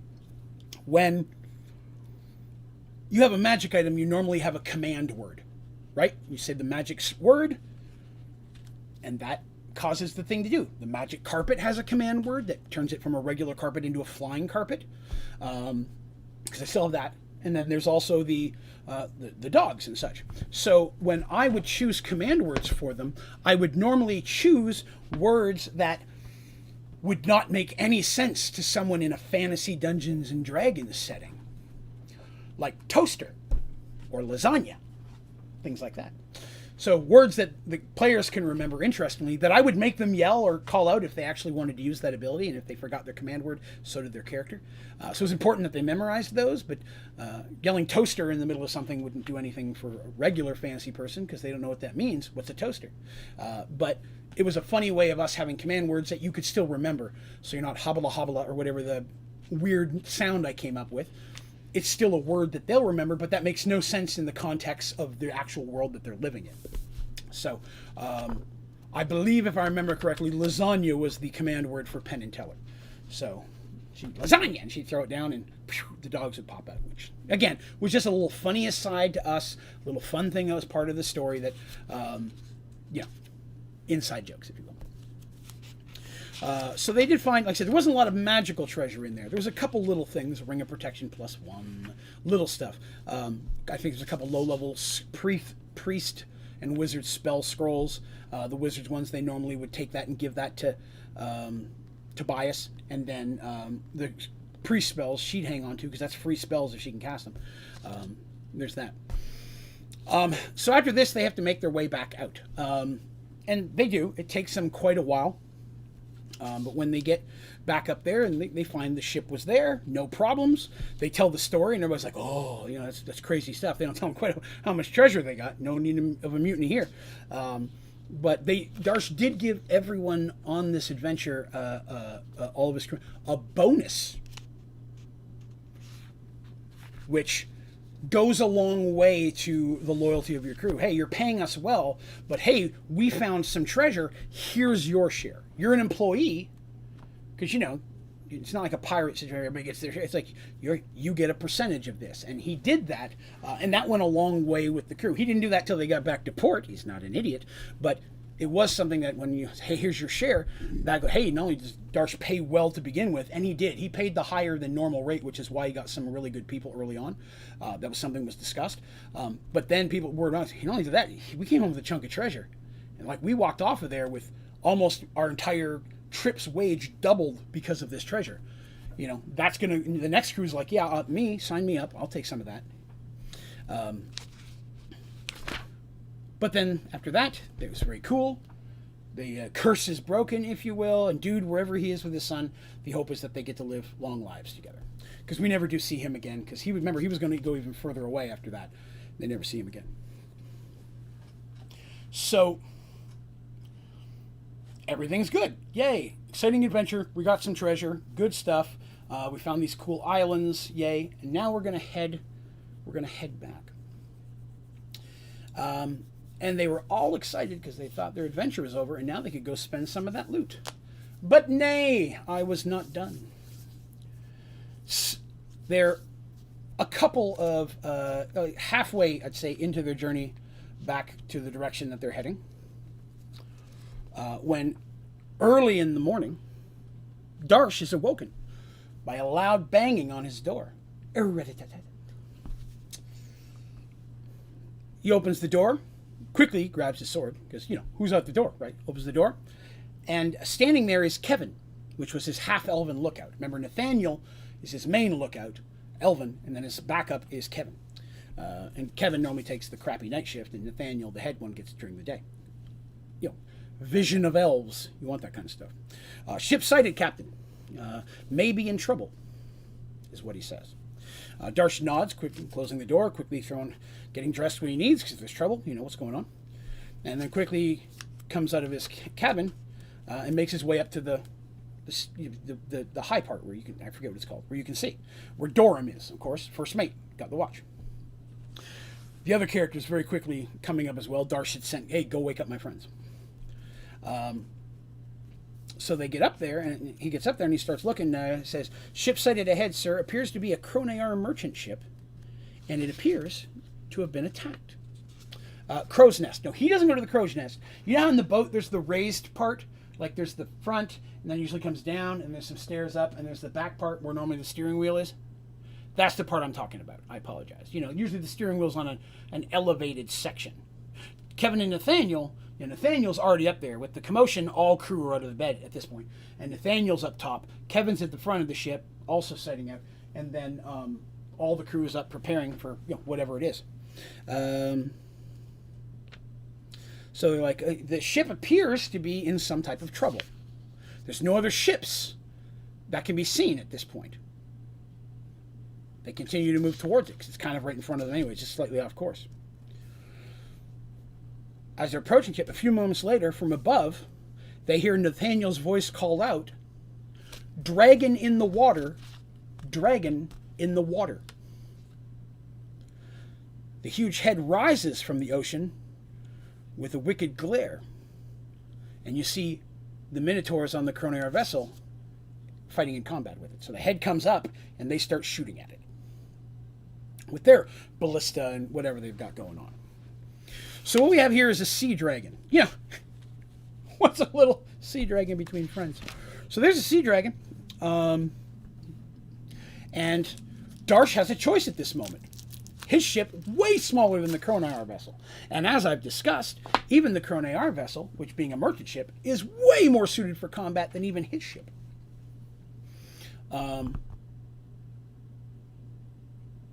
I forgot something I'm going to touch on in a second. But he decides, we're going to jump in and help. What a hero. I forgot the other magic item that they found in that area. Darsh got a magic item into there as well. So Darsh doesn't have Darsh magic stuff. Normally for him, he wants magical weapons, or he wants something that's going to make him harder to hit. Something defense-based. Rings of this, shield of that, whatever. But as at this point, most people have several rings. The only ring he wore was his ring of central teleportation, which he could port back to Paxawal if he needed to, right? Back to their house. All 4 of the characters have one of those. But again, in Dungeons & Dragons, you can only use one magic ring on a hand at a time, or it negates each other. There are a few very, very rare artifact exceptions to that. But for 99.999% of the time, that's a solid rule that I play with. Putting 2 on negates each other. The magic's too close proximity. And thank you very much for the follow, Juan Mode Ferdus, Juan Mode Nor. I apologize if I butchered that. Thank you very much for the follow. So, as we stand, Darsh got a ring out of there, and it was a ring of water walking. So a ring of water walking allows you to walk on water. I know what you're thinking. I would have never guessed that. But a ring of water walking lets you walk on water. Does not let you sit on water. Does not let you lay on water. You can't do a handstand on water. Why does that matter?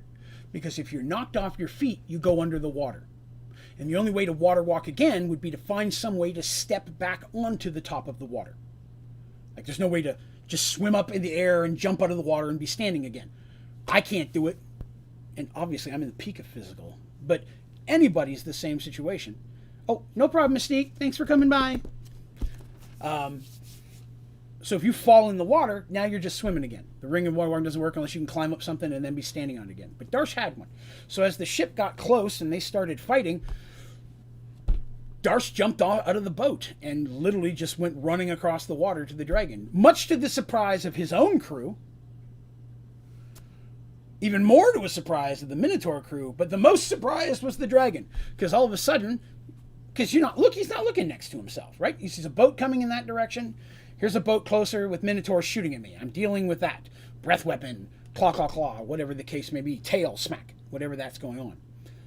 And all of a sudden, big stab in the side of my neck. What just did that? I look down, and here's a Minotaur standing on the ocean, stabbing me.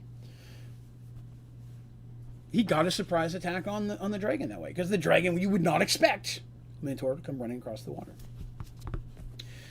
But they enter into combat. And I want to stress that they do not kill the dragon. But they do drive it off. They're not strong enough to kill the dragon. But between the 2 ships, now they've got the Smage jumping in with his spells, because he's got fight spells. That's part of the contract. There's at least one, if not more than that, relatively high clerics of the God of War or God of the Ocean on the Minotaur ship, because that's the 2 primary that they worship. Even though the God of the Ocean is technically evil, you can still worship him a little bit as a seafarer and not be evil. They've got spells they're whipping out. The Minotaurs have huge ballista. They have 3 different types of they got 2 catapults and a ballista, and that was something again that we pulled out of this book here, because the boat you chose literally told you how many different types of weapons you can have on your ship, and you can choose them. And Darsh had a ballista on the front of his ship. He only have one because of the size of his ship. He chose a ballista over a catapult because ballista, with his size and strength, are easier to load. We've already talked about that before in previous battles, and it's easier than on a ship that small. Having a bunch of big rocks on the deck just didn't make sense.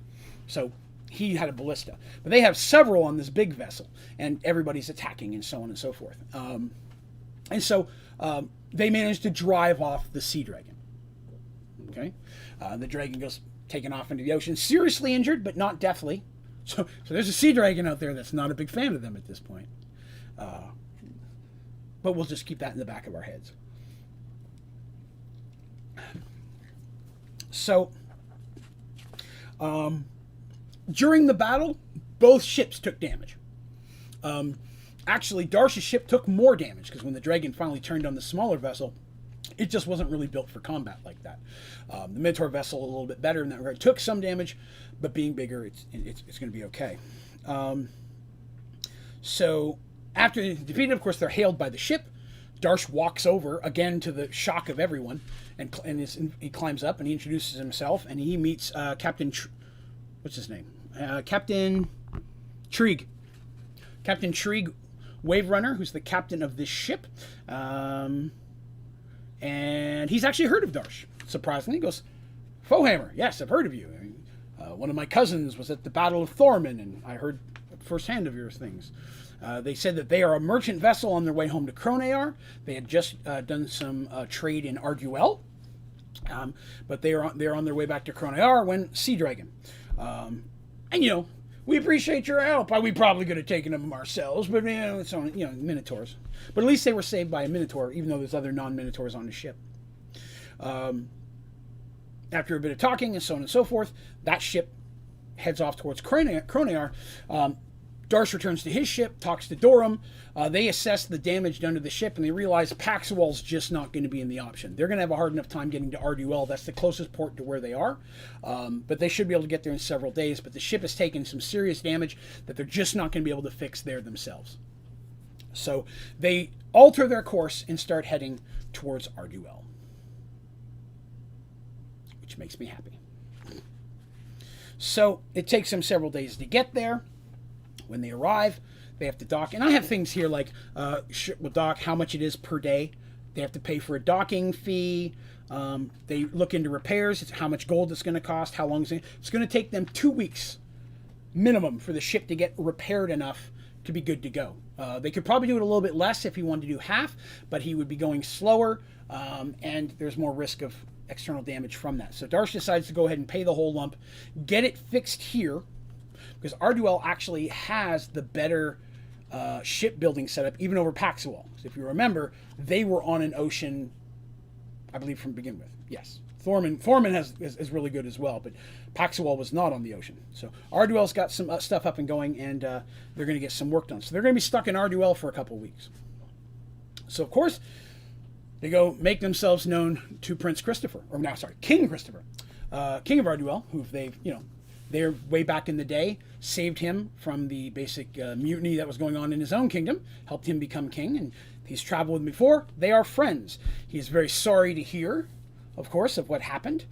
He's excited to hear the pirate story adventure, because that's really cool. He didn't know there was an undead pirate, a couple of weeks off of his shore. That was unexpected. But he loves a good tale. And the sea dragon, now that he knows there's a sea dragon in the waters several days away, that's something he needs to let his navy know about, because now that's going to change some serious stuff for them. Because sea dragons had not been seen in this area at all since the Great Merge at this point. So he invites them to stay at the castle. They appreciate it, we're going to go ahead and we're going to stay at an inn, because they like to have the freedom of coming and going as they like. And they go to do that. He's invited them back to come back for dinner on this day, and we'll talk and such. You're going to be here for 2 weeks. Please visit me as much as you'd like. I'd like to talk to you about some things in Paxual, yada yada. For a moment, they thought about, some of them were like, oh, we could teleport back to Paxwell and have Darsh meet us, but they hated to split up the group for two reasons. One, that's not fun, and number two, they were always deathly afraid of what I would do if I split them up. And anytime it looked like I was going to split them up, they went out of their way to try to set it up so that I couldn't split them up, because they were really afraid of what I'd do if I could split them up. And yeah, Arduel should probably be worried about Paxwell. Arduel and Paxwell are fully treated out at this point.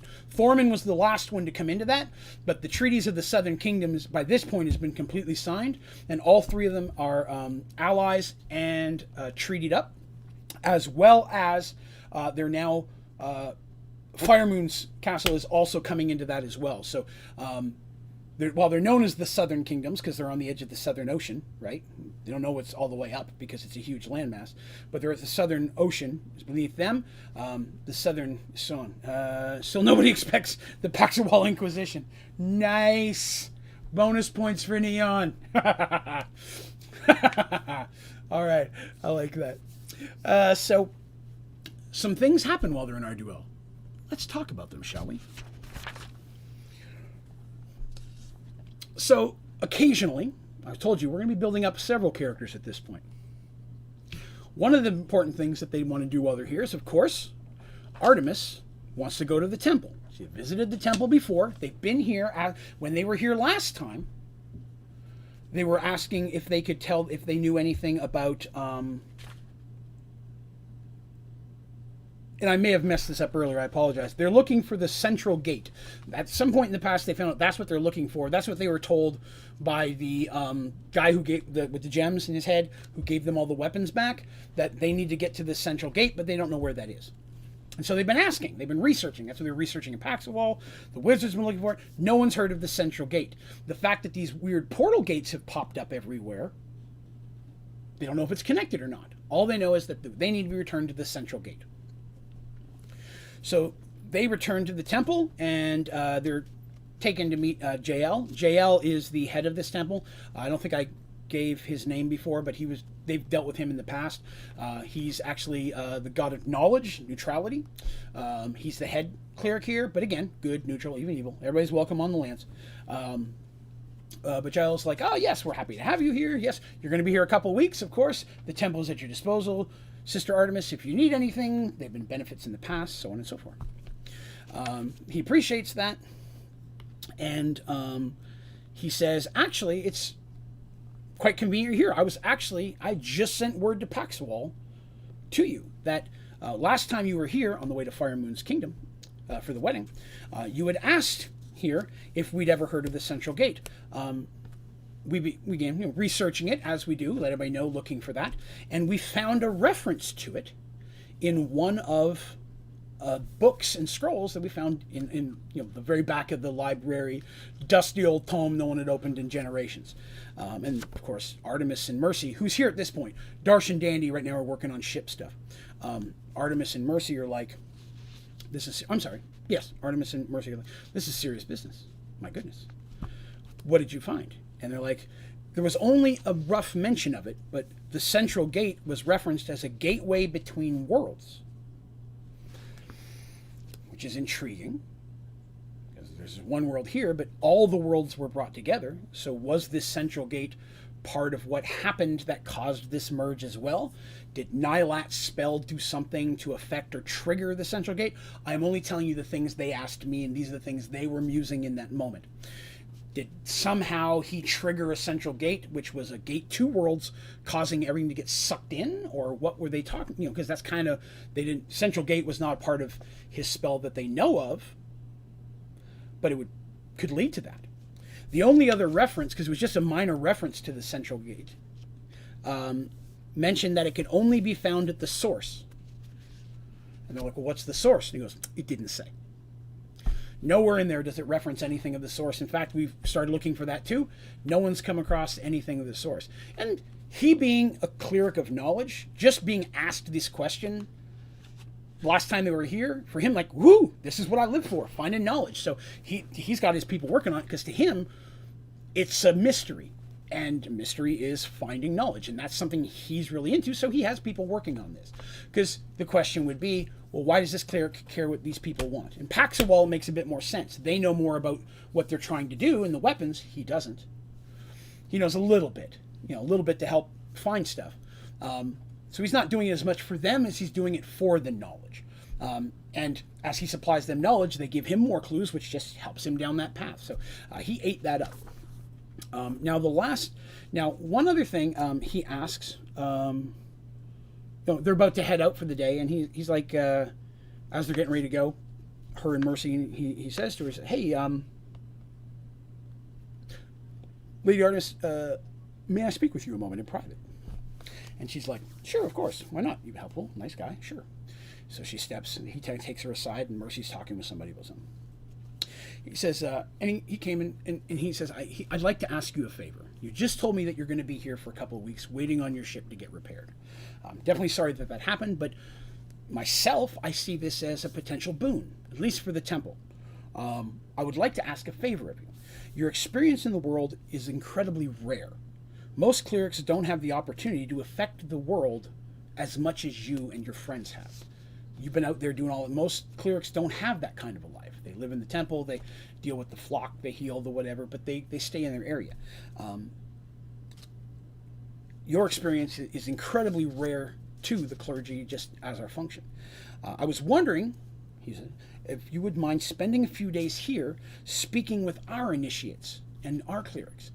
Tell a bit about your adventures and what you've done and how you've been able to spread the word of the gods and such in this new world that we all seem to have found us in.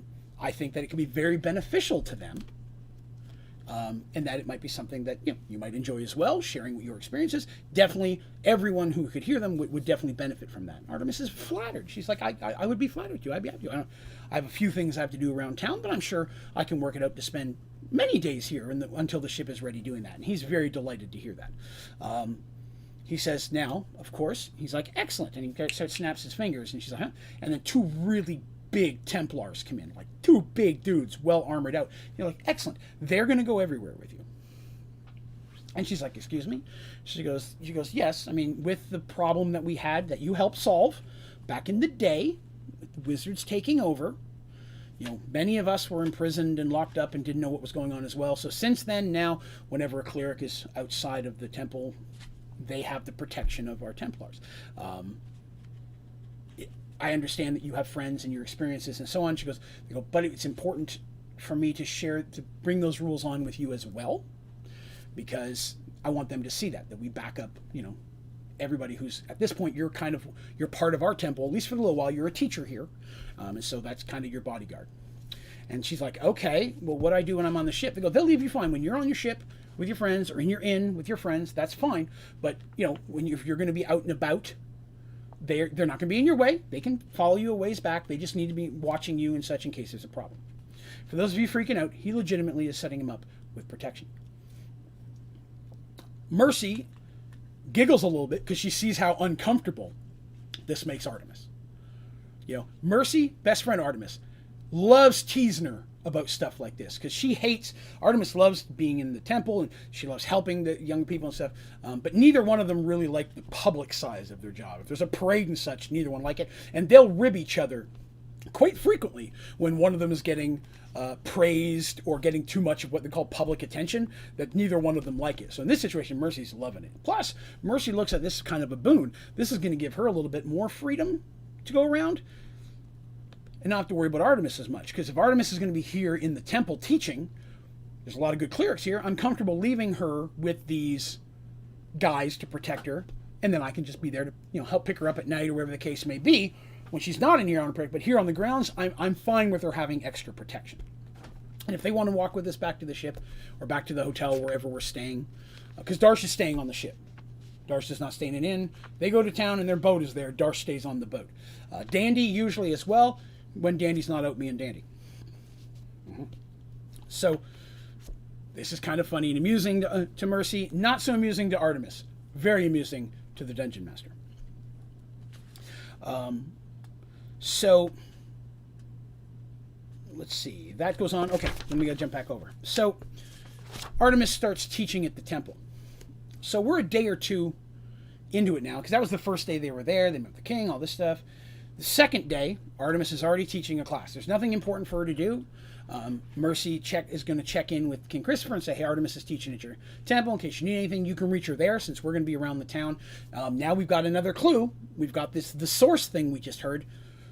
They're looking at it. We're going to ask around in some things that we can. Darsh is taking care of his ship. So Artemis is now at the temple, and it's Dandy and Mercy, who very often don't get to just hang out themselves, just as the two of them, out kind of bumbling around, doing a little bit of shopping for themselves, looking at some weapons, some gear for them, things that might have been damaged or lost on the last trip, and just having a little fun shopping. There's nothing wrong with having a little bit of free time. And I try to put that on them. Not every moment is fighting in battle. If you want to go and shop at the bazaar of this city you've never been to before, you want to look for something fancy, you want to look for an outfit. Dandy wants to get a cool hat with a giant feather on it, because that's one of the things they were looking for that day. She wanted a hat like the pirates, because she didn't get his, because it got all crumbly when he fell apart, and she's very upset about that.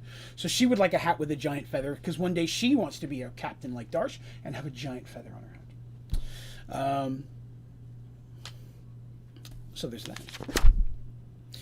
So I've got another thing to read. Here we go. So they're out hanging around town, doing their thing. And as they make their way through the throngs of people in the market, because they're going to check stuff, Mercy gets the feeling she is being watched. Mercy's very trained this way. Trying not to be obvious, it takes her a few moments to pick out a man a distance behind them who is following them. She walks to a stand and admires its wares, handmade jewelry. She points at one necklace and quietly says to Dandy, "There's a man following us." "Yeah," says Dandy. "Since we left the docks, actually. He's really not very good at it. He might as well be wearing a big hat."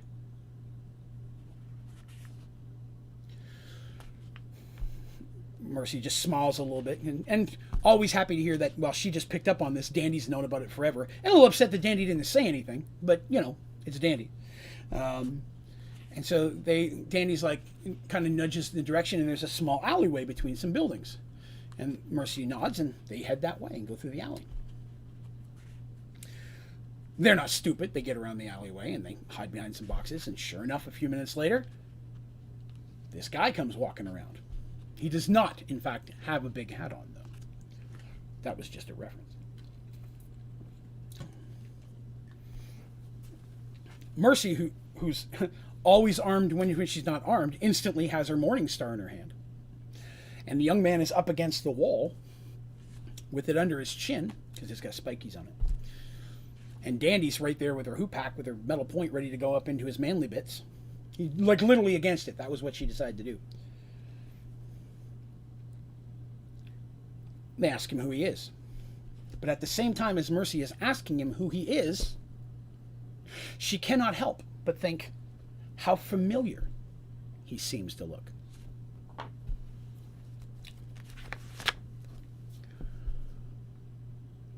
I'm very happy to talk about this next guy. He introduces himself as Ulrich. Now, some of you may remember that name. I'd be interested. Does anybody remember who Ulrich is?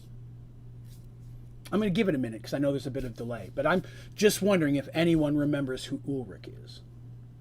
I'm going to take a drink, though, because my throat's a little parched while I'll give you a moment to think. I remember the name, but not who he is. Okay, fair enough. That's another second. Give anybody else a second who wants to chime in. You don't have to, but I'd just be interested to see if anybody remembers who Ulrich is. Jim's the same way? Okay. All right, fair enough. It takes a moment to recognize the young man, although he's clearly aged some in the short time since she last saw him. Ulrich was the young man that she found in the undead city that was being attacked, who was saving the children. You remember that he was a young knight in training, and the other knights that he was with had been killed, and he found himself in that village saving the children. And he ended up helping Mercy. It was her little side quest at that point. And they saved, and Ulrich was the young man who was like his late 17-ish, early 18, a couple years younger than Mercy. Well, it's been almost a year or year and a half since the Battle of Thorman. They've been all over the place since then. They've been to space, all over the place.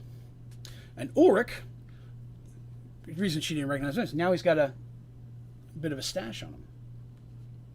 So, I'm going to show you a picture of what Ulrich kind of looks like. I want you to know, I've never found the perfect actor for Ulrich. He's probably, of every NPC that I found, the one I've struggled with the most. I have some art that I found online that looks more like Ulrich that I will show next time if I can't find a better actor for him. This actor, only hairstyle specifically, this is exactly what Ulrich, although he has a bit of a stash at this point, almost like a bit of a goatee. So Ulrich's a young dude, and he's pretty good looking. He's actually more buff than this kid. I believe this kid was on a Disney show at some point, but he's the closest I've found. That's what he looked like when she first found him. Now he looks a bit more older and rugged, and he's got a bit of a thicker mustache with just a bit of a goatee. Like the mustache is grown thicker than the beard, which is the opposite of how most of it works for us guys. But he's got a bit thicker stash and just a little bit of the bottom chin hair going on. But he does have the longer hair, and he is blonde. And he's not like super muscular, but he's definitely taller than Mercy. Remember, Mercy's pretty short. Mercy and Artemis and Dandy are all short for even their own races. So he, who stands almost at 5'9", she, like literally, she's like what she's like 5'1" or 5'2", and he's like right at under 6 feet. So you can imagine there's a chunk of difference in the heights there. Although Mercy could mop the floor with the little dude. He's here. And so she, of course, asks, I remember you now, why were you following me, so on and so forth. And Ulrich tells his tale. After he left Thorman and took back the gear of the knights who died and gathered that up, and he returned to the night post, the post of knights, not knight N-I-G-H, where the knights are, because he was a knight of the light. You know what I mean? I was talking about them earlier. It's where Michael's technically his group, or his knights as well, were of the same group. And he went back, taking with him the armor of Sir William. He told of how Sir William had ordered him to flee, and how himself and the residents of the village they were in were saved by Lady Mercy and her companions. There were some doubts to his story. At first, his rivals, because it's knighthood, and he's basically of minor nobleness there, questioned the orders, implying that I had fled from cowardice.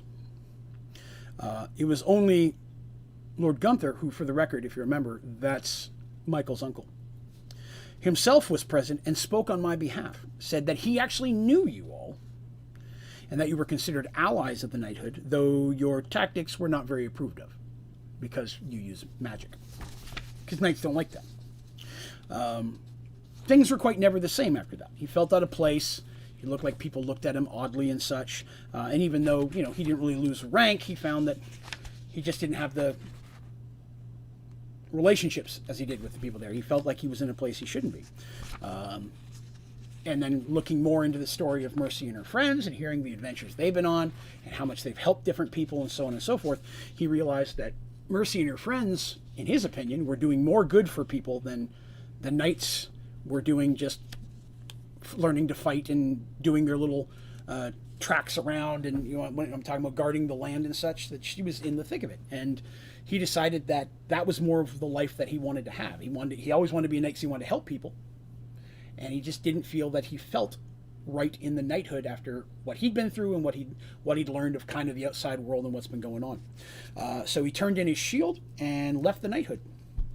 He returned to Thorman, where he heard of their victory over the undead. Because remember, he left in the middle of it. He already knew of it, but he left out of there, and then learned about their part of the war, and how they had defeated the magical artifact that had caused the whole thing. Because that's the story they told.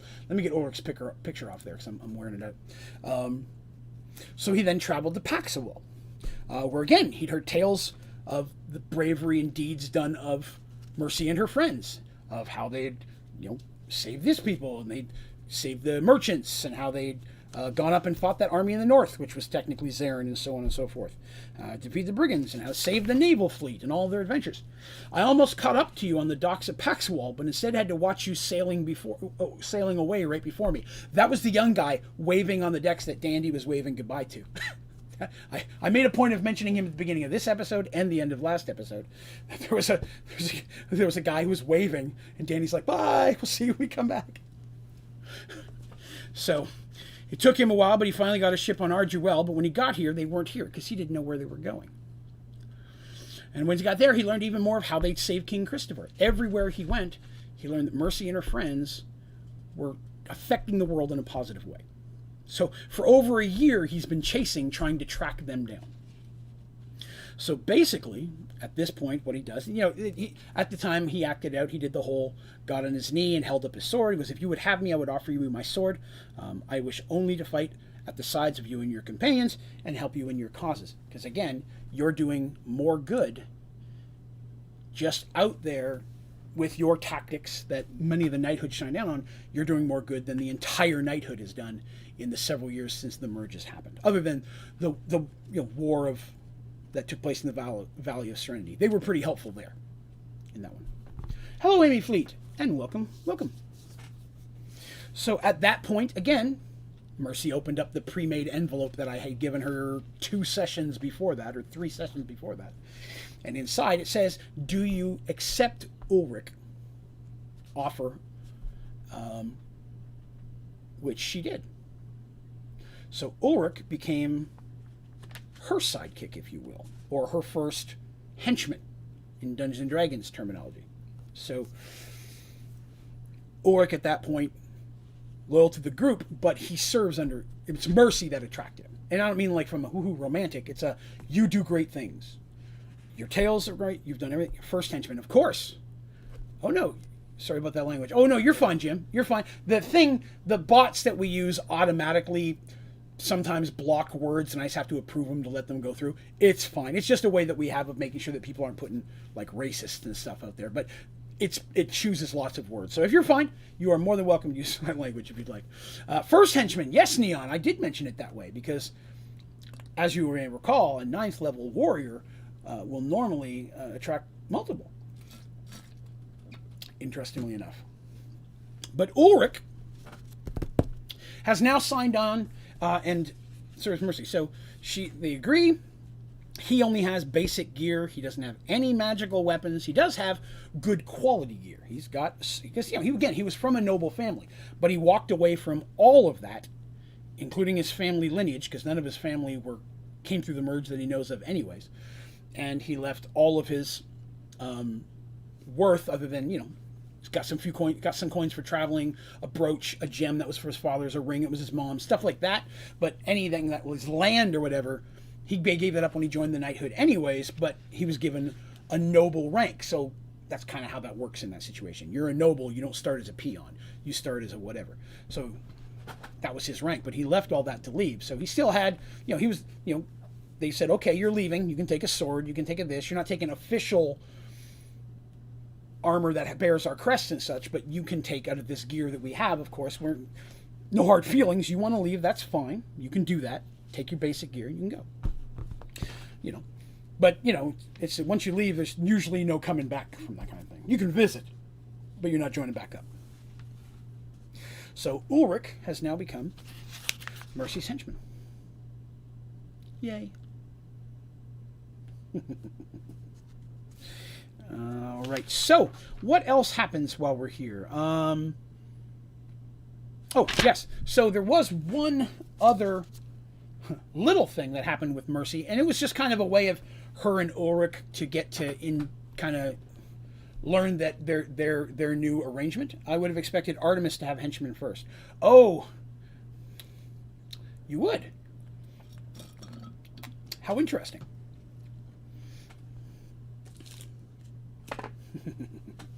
So, they have a little thing where they got to learn their situation. So they're kind of bumbling around the place, and she's helping buy him some better gear. That's why I brought that up. She's like, okay, you're coming on. You'll get paid. You get a share of what we do. so on and so forth, but you do what I tell you, and in every situation, you put your life in front of Artemis. Like, I understand that you want to serve me, but if Artemis, I don't care, bullets, you jump in front of them. She goes, I spend most of my time making sure my Artemis is safe. Having you here, that's now also your job too. And everybody else. But if bad things happen, I want you standing in front of Artemis. Even when she doesn't want you to.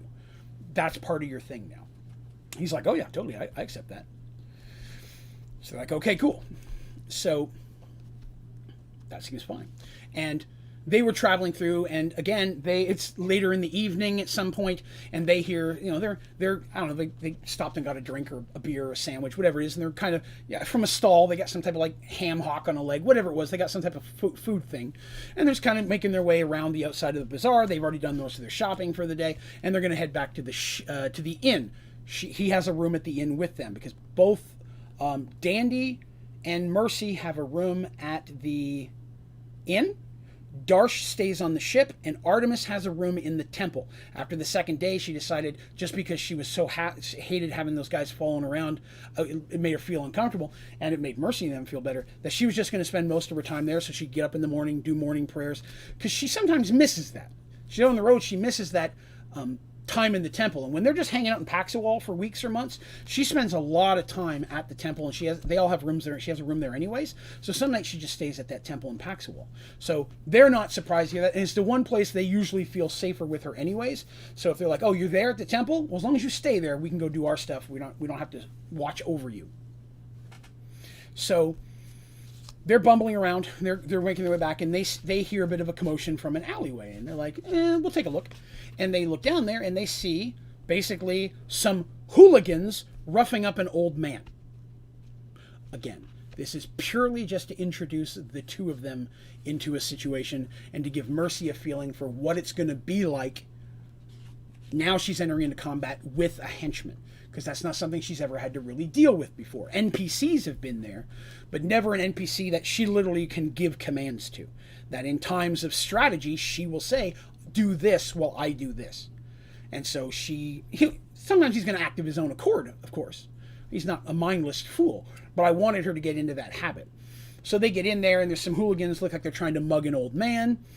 They come in, the hooligans are like, you picked the wrong way, because he's standing there and he's got some bags and stuff, and he's not walking around in full armor. They aren't doing that in town. Most of their armor's back in the room. Mercy doesn't even carry her Morningstar with her anymore, since she can just pop it into her hand whenever she wants. Very often she leaves it so she doesn't have to carry it around when they're just out shopping and such. You know what I mean? It's faster for her to pop it in her hand than it is to unsheath it.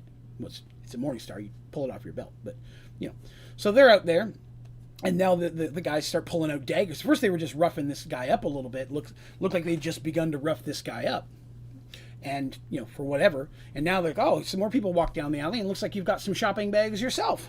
Maybe you picked the wrong place, and they decide to pick on them. Well, of course, Mercy comes in like she's going to hit the guy, and the guy's like a really big half-orc looking guy. And he's like kind of smiling like this little girl's not going to hurt me. And then halfway through that swing, a Morningstar appears in her hand.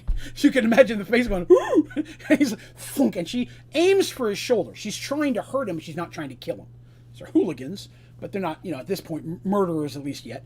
So she's trying to hurt him and take the big guy down, and she aims for his shoulder. Looks like she's going to punch him in the chest or stomach, but then that Morningstar appears and thwack, and he just goes back. And the other ones jump in, and immediately Ulrich whips out his weapon, and I believe, he's sword and shield guy. So he doesn't have a shield with him, but he pulls out the new sword that he just got. It's like, oh, I get to break it in. And again, following Mercy's lead, goes to injure, not to kill. And they basically beat the snot out of these 5 hooligans. And they're just all on the ground and such, and they didn't take much hits at all. And Ulrich is like, wow, I've been with you like a day, and this stuff's already happening. He's like, wow, I was surprised. He's like, he looks at her, does this how every day work for you? And she's like, nah, more like every other day, but you get used to it. He's like, okay. And they go to the old guy, and the old guy's all dirty, and you can barely see his face, and his clothes are ripped, and it's just almost like a homeless dude. And he thanks them and asks their name. He goes, my name's Mercy Harriton. This is my man Ulrich. And when you say my man, it's not taken as relationship wise in back in the day. And this is my man Ulrich. Von Weston, by the way, for his name, Ulrich von Weston. This is my man Ulrich. Are you okay? Do you need to go to the temple? Do you need a healer? And he's like, no. They had just started to hassle me because I was coming back from the marketplace with, trying to sold some fish or whatever the case was, and I want to take me for my coins. I shouldn't have taken the shortcut down the alley. And they're like, okay, well, that's fine. You're sure you're okay? And he's like, yeah, I'd rather get out of here, though. And he says, and he repeats the names, Mercy and Ulrich, right? Thank you, appreciate that. I will tell tales of your bravery. And mumbles off. And they're like, okay, odd, but thank you, cool. And of course, they find their way out, and they leave the alley. The guys are all unconscious, and they go out and they find a Templar, and they're like, hi, Mercy Harriton, friend of King Christopher. And they're like, oh, yes, we know. He's like, yeah, some hooligans tried to do some bad stuff. They're all unconscious in there. You'll want to take care of that. And the city guard's like, ooh, thank you. So they go take care of that, because you're not just going to leave them laying there. And Mercy and Ulrich make their way back to the hotel, where they have separate rooms. And, it's all business, nothing fancy there. I'm trying to push that on. In no way is this a romantic situation that's happened here. He idolizes her for what she does as a knight, better than a knight, and that's why he's here. So I always want to stress that. Next thing, Artemis. So for over the next couple of weeks, Artemis spends several hours every day speaking with groups of clerics from many different faiths, sometimes even evil ones. Each time the attendance increases as word of her teachings and that she's even there spreading. By the last day, the Great Hall, which isn't as big in this town as it is in Paxwell, is nearly filled.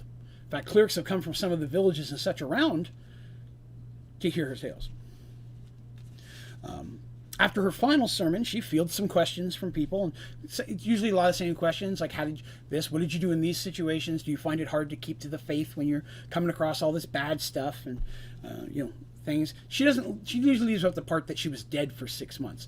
No, they never talk about that with really anybody except for Brother Bart, Sister Mara, Brother Lycos. They're really the only one. Oh, and the mages. Those are the only ones that really know that they were dead for a while. Let me see. JL, the guy, approaches and thanks her for saying the words of inspiration. Has touched many.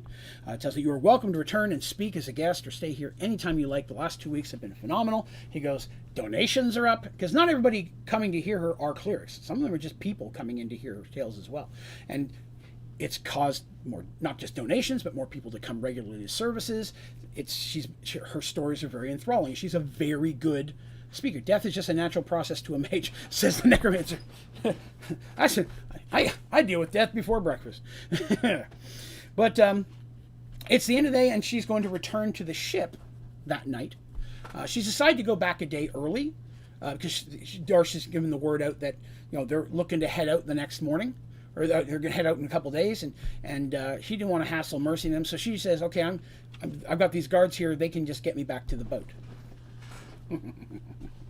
So she decided she was going to leave and go back early, and then she would just find Mercy the next day, and Dandy and them.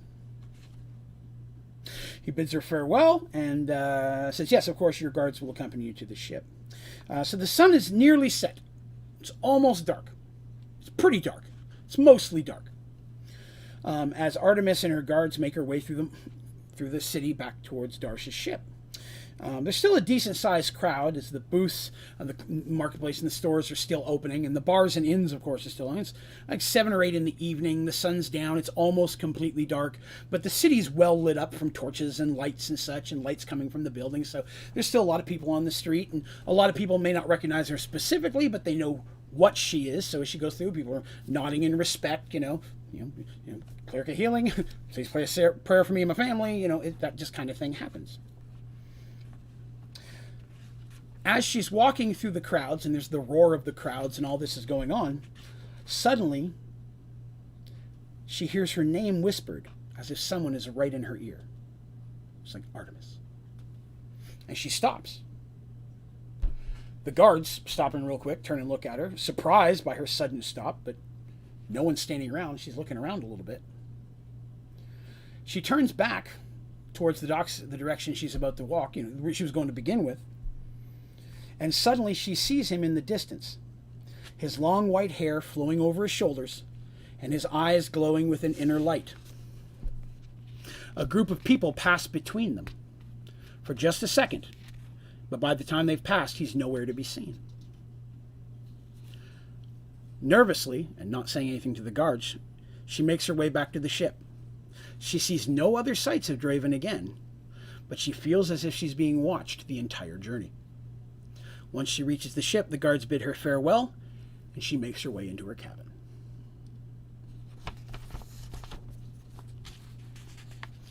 So that happened. And there's that, and then the last thing. So over this 2-week period, they didn't find any other information. That happened. There's a Draven sighting. This is the first time there's been any sign or sound from Draven since she spoke to him. He spoke to her through the amulet that he'd given her, and she helped save Michael. That's the first. It's been a year and a half. Not a word, not a peep, not anything.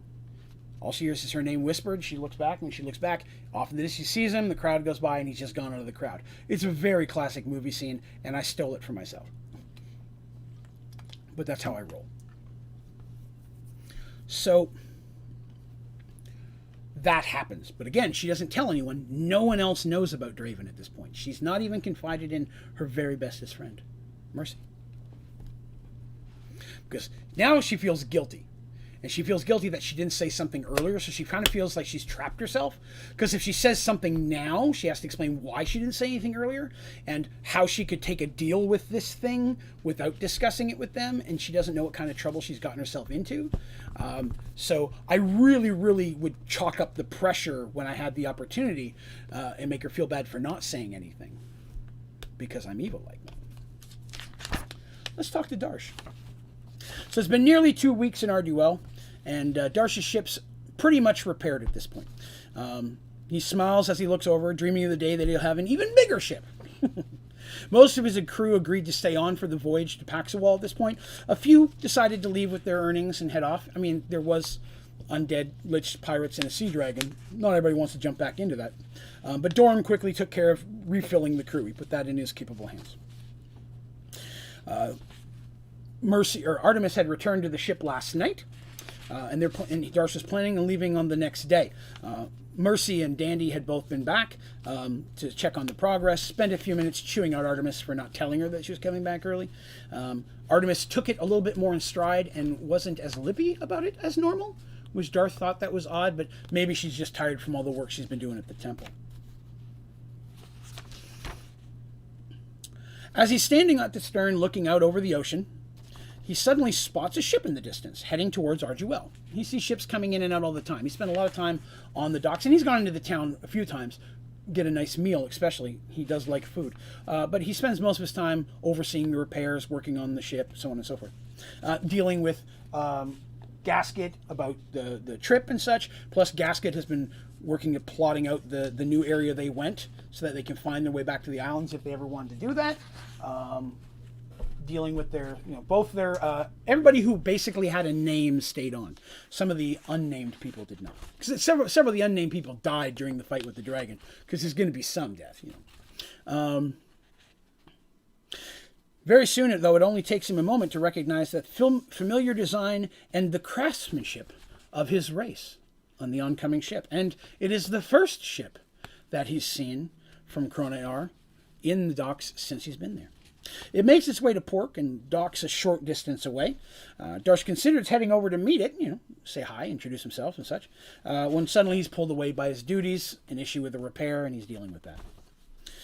So a short while later, while he's in his cabin with Dorm and Gasket going over their route back to Paxawal, there's a knock on the door. Dorm answers it and comes back to say, Captain, there's a delegate from Kronear vessel requesting to speak with you, sir. Darsh is like, okay, cool. I was going to do that, and then I forgot about it. I got busy. I guess I'll go chat. And he puts on his hat, because at this point he had got himself a hat. I don't remember what it looked like, but it was his hat, because he felt as a captain he should have a hat. And his horns kind of go through it, because it was custom made. As he goes down to the edge of the ship, because of course they don't come on the ship without his permission, he is incredibly pleased to see that his cousin Rokar is waiting on the dock next to the ship with 2 other Minotaur. Rokar, a greeting and warm hugs, because friendly Minotaurs, introduces Captain Rag, R-A'_AG. And again, I got to bring up, my friends give me crap all the time because I like putting apostrophes in names. And Ambassador Creel. Rokar is the now first mate of the ship that pulled into port, known as the Cyclone. And it was sent here specifically to find Darsh. Rokar has come with Ambassador Creel with a scroll, which is a summons from Darsh by the Emperor himself, asking that he come to Kronear for audience. The Cyclone is to escort the Mistandalion to port. He's been invited to the homeland. Now, Darsh could choose to go, or he could say, no, I have plans and things of that nature. But Darsh, isn't this the first time that Darsh has met another Minotaur from his original home? That's a big deal. No, he met Rokar back in earlier, back before Thorman. He ran into Rokar in the marketplace of Paxawal. He was his cousin, who was the second mate of a ship, not first mate, second mate of a ship at that time, whose ship had come through the merge and had ended up in Kronear, and he had taken up living in Kronear at that point, and was the second mate of a ship. But no, he had met Rokar before, because Rokar had also sent a message at one point warning him about Craig the assassin. That message came from Rokar to their house at one point. So he knew that his cousin was there. That was back, I think he ran into him when he was getting his shield made for the first time, like he was dropping it off. But yes, he knew Rokar was there. Rokar is, of course, you really should come. The Emperor has asked for you by name, and he didn't seem irritated, And Darsh is like, I haven't been there yet. This is the land of my people. This is a good chance for me to get there. And so, of course, he accepts, but then he goes to his crew and such, and he's like, okay, listen, change of plans. We're going to Kronear. Anyone who doesn't want to sign on for that, wants to go, I understand. And then he goes to his friends. He's like, listen, I know I'm going to the Minotaur land. If you guys don't want to come, if you guys want to go to Paxawal, I can meet you there. And they're like, hell no. We are not going to leave you. We're going to go with you. Because that's what we do. Plus, Dandy's really excited to see the Minotaur homeland, which has Darsh and Rokar a little concerned. But that's what's going to happen. So they say, okay, the Cyclone only needs a day to quickly restock. The next day they are going to head to Kronear. And Rokar is very excited because he gets to introduce Darsh to the rest of his family. And Darsh says, what do you mean by that? Rokar is married and has 2 children. So technically, these are Darsh's relatives. Now, again, if you remember, of their clan, Darsh is technically the elder. Even though they're not siblings. Of the son of the father, of the son of the father, seventh son, all that kind of stuff. Darsh was the one who was going to be taking over the family business. He was basically a minor noble of that scale. But Darsh is excited. You got married. That's awesome. He goes, yes, I tried to find you in Paxawal to have you come, but unfortunately we were unable to find you at the time. He was in space at that time. But, he goes, definitely, I married a Minotaur named Saja. And Saja is from Kronear. So he's very excited about that. Darsh's like, even more reason to go. I have family again. This pleases Darsh. Because again, going back to that whole Roman/Klingon thing, family's a big deal. I run Minotaurs the same way. So the next day, it's early morning as they prepare to depart. Are due on their voyage to Kronear. Ship is fully repaired, fully stocked, and all crew are accounted for. No one turned down the voyage. It's going to take a couple of weeks to get there. Cyclone's way faster than the Mistandalion. But it's guiding them, so it's going to stay with them. Partially because there's a sea dragon out there now. And this Cyclone's a battleship. That is not a merchant ship. The Cyclone is prepped up. It's one of the biggest ships in the Kronear Navy. So the fact that Rokar has made his way up to first mate is pretty impressive. And definitely looks good on Darsh and his family. Darsh gives the order to shove off, and the Cyclone takes up close to them, and they start making their way. Dorm yells out commands, and the crew snaps to action. In just a moment, Darsh feels the ship move. Within moments, it slides next to the Cyclone, and both ships head southwest towards Kronear. Darsh smiles in the morning sun. he's finally technically going home. So I really thought I was going to get much further than this tonight, and I've still got a little bit we're going to go. I'm not stopping right now. I'm going to run just a little bit longer than normal, but I thought I was going to get way further than this tonight, which actually works out well because it's going to end on a really good spot. This is also a reason why there's 20 episodes. So it's going to take, as I mentioned, a couple of weeks. Oh, you kept that? No, I love that. I love the interaction. I love the questions. That's awesome because it gives me a chance to get into parts of the story that I may be forgetting to tell. So please, you got questions and comments, throw them out. I'm happy to have them, by all means. And if you're watching this later or listening to it on Spotify or iTunes, please feel free to comment in the video, or if you're listening to it on the audio podcast, you can go to my website, onlydraven.com. There's a place you can submit on the bottom of the homepage email feedback. So feedback, questions, answers, please. And if you do, I will be happy to address them on the next Mergeworlds stream that I do. So please, by all means, I love that stuff. I was going to say sorry about that. No, don't apologize. I love that. I love the interaction. Also helps me know you guys aren't out there sleeping. So,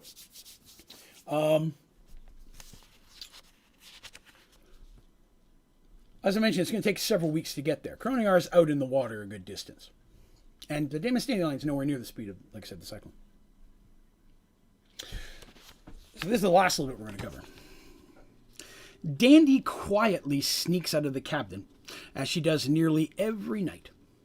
She sneaks quickly behind some gear, being careful not to be seen. In the distance, she can see the light from the Cyclone, and she suddenly has the urge to swim over and investigate it. How exciting would a Minotaur ship be? Everything's probably huge. Imagine the buckets. Why, she could probably fit in one. Hell, with a broom and a towel, she'd have her own boat. Oh, then her and Darsh could race and play boat tag and bumper boats. Settle down, Dandy, she chides herself. I have to stay focused on the mission. Gotta be a super spy. Gotta save the day.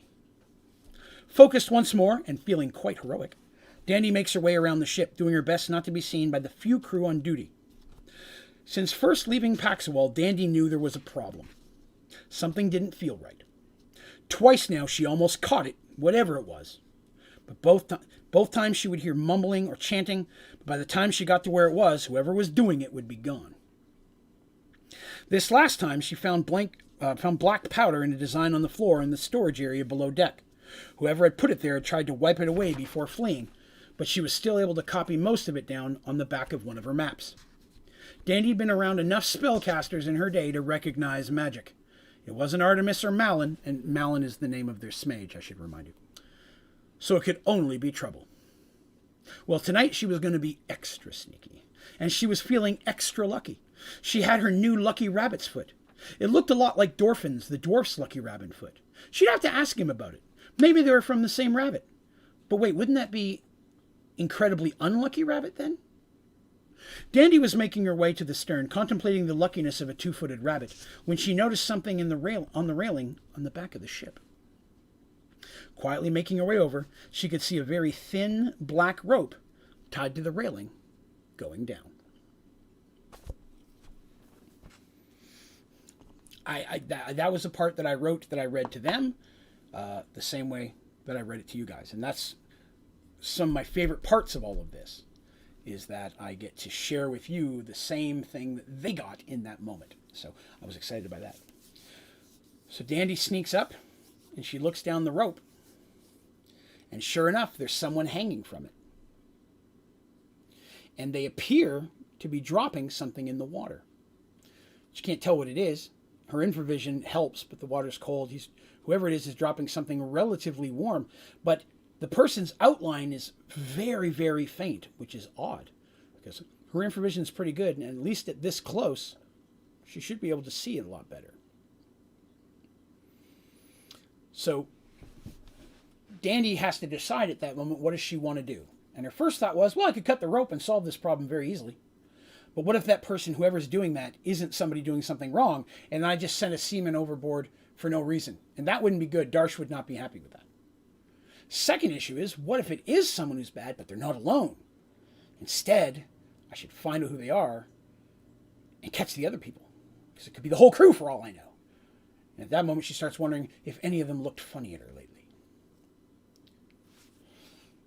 So she decides, instead of cutting the rope and potentially angering Darsh and potentially drowning someone she likes a lot, she hides and waits for the person to come back up. And sure enough, after a little while, she sees hands reach up, and the person slowly pulls over, looking carefully. And she's surprised to see that it's Kevin, the half-elven gentleman who is the second, I guess you'd say, the assistant navigator.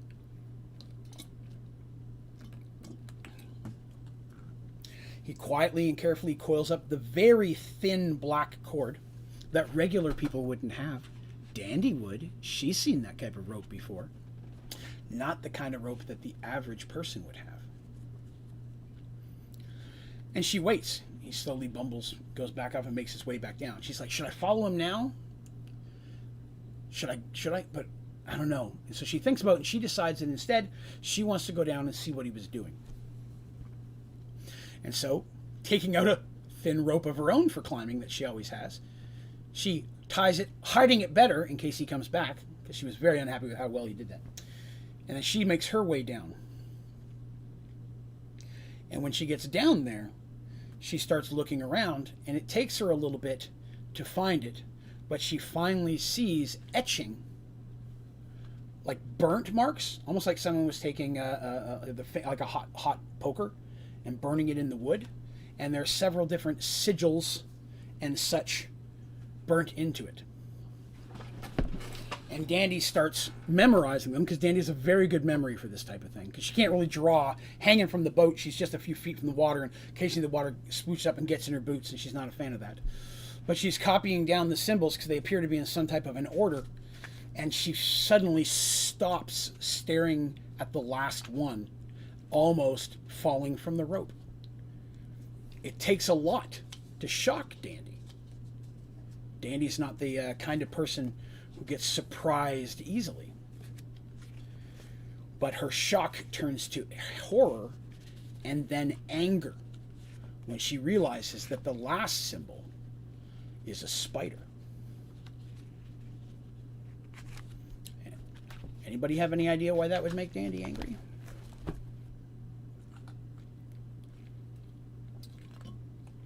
She's seen that symbol before. In fact, she's done a lot of research about that type of symbol and the type of language that comes with it. Clearly it's Elven, although not the traditional Elven that you'd see. Technically, kind of yes, Neon. They do worship spiders in this world, although Loth is not a god in mine.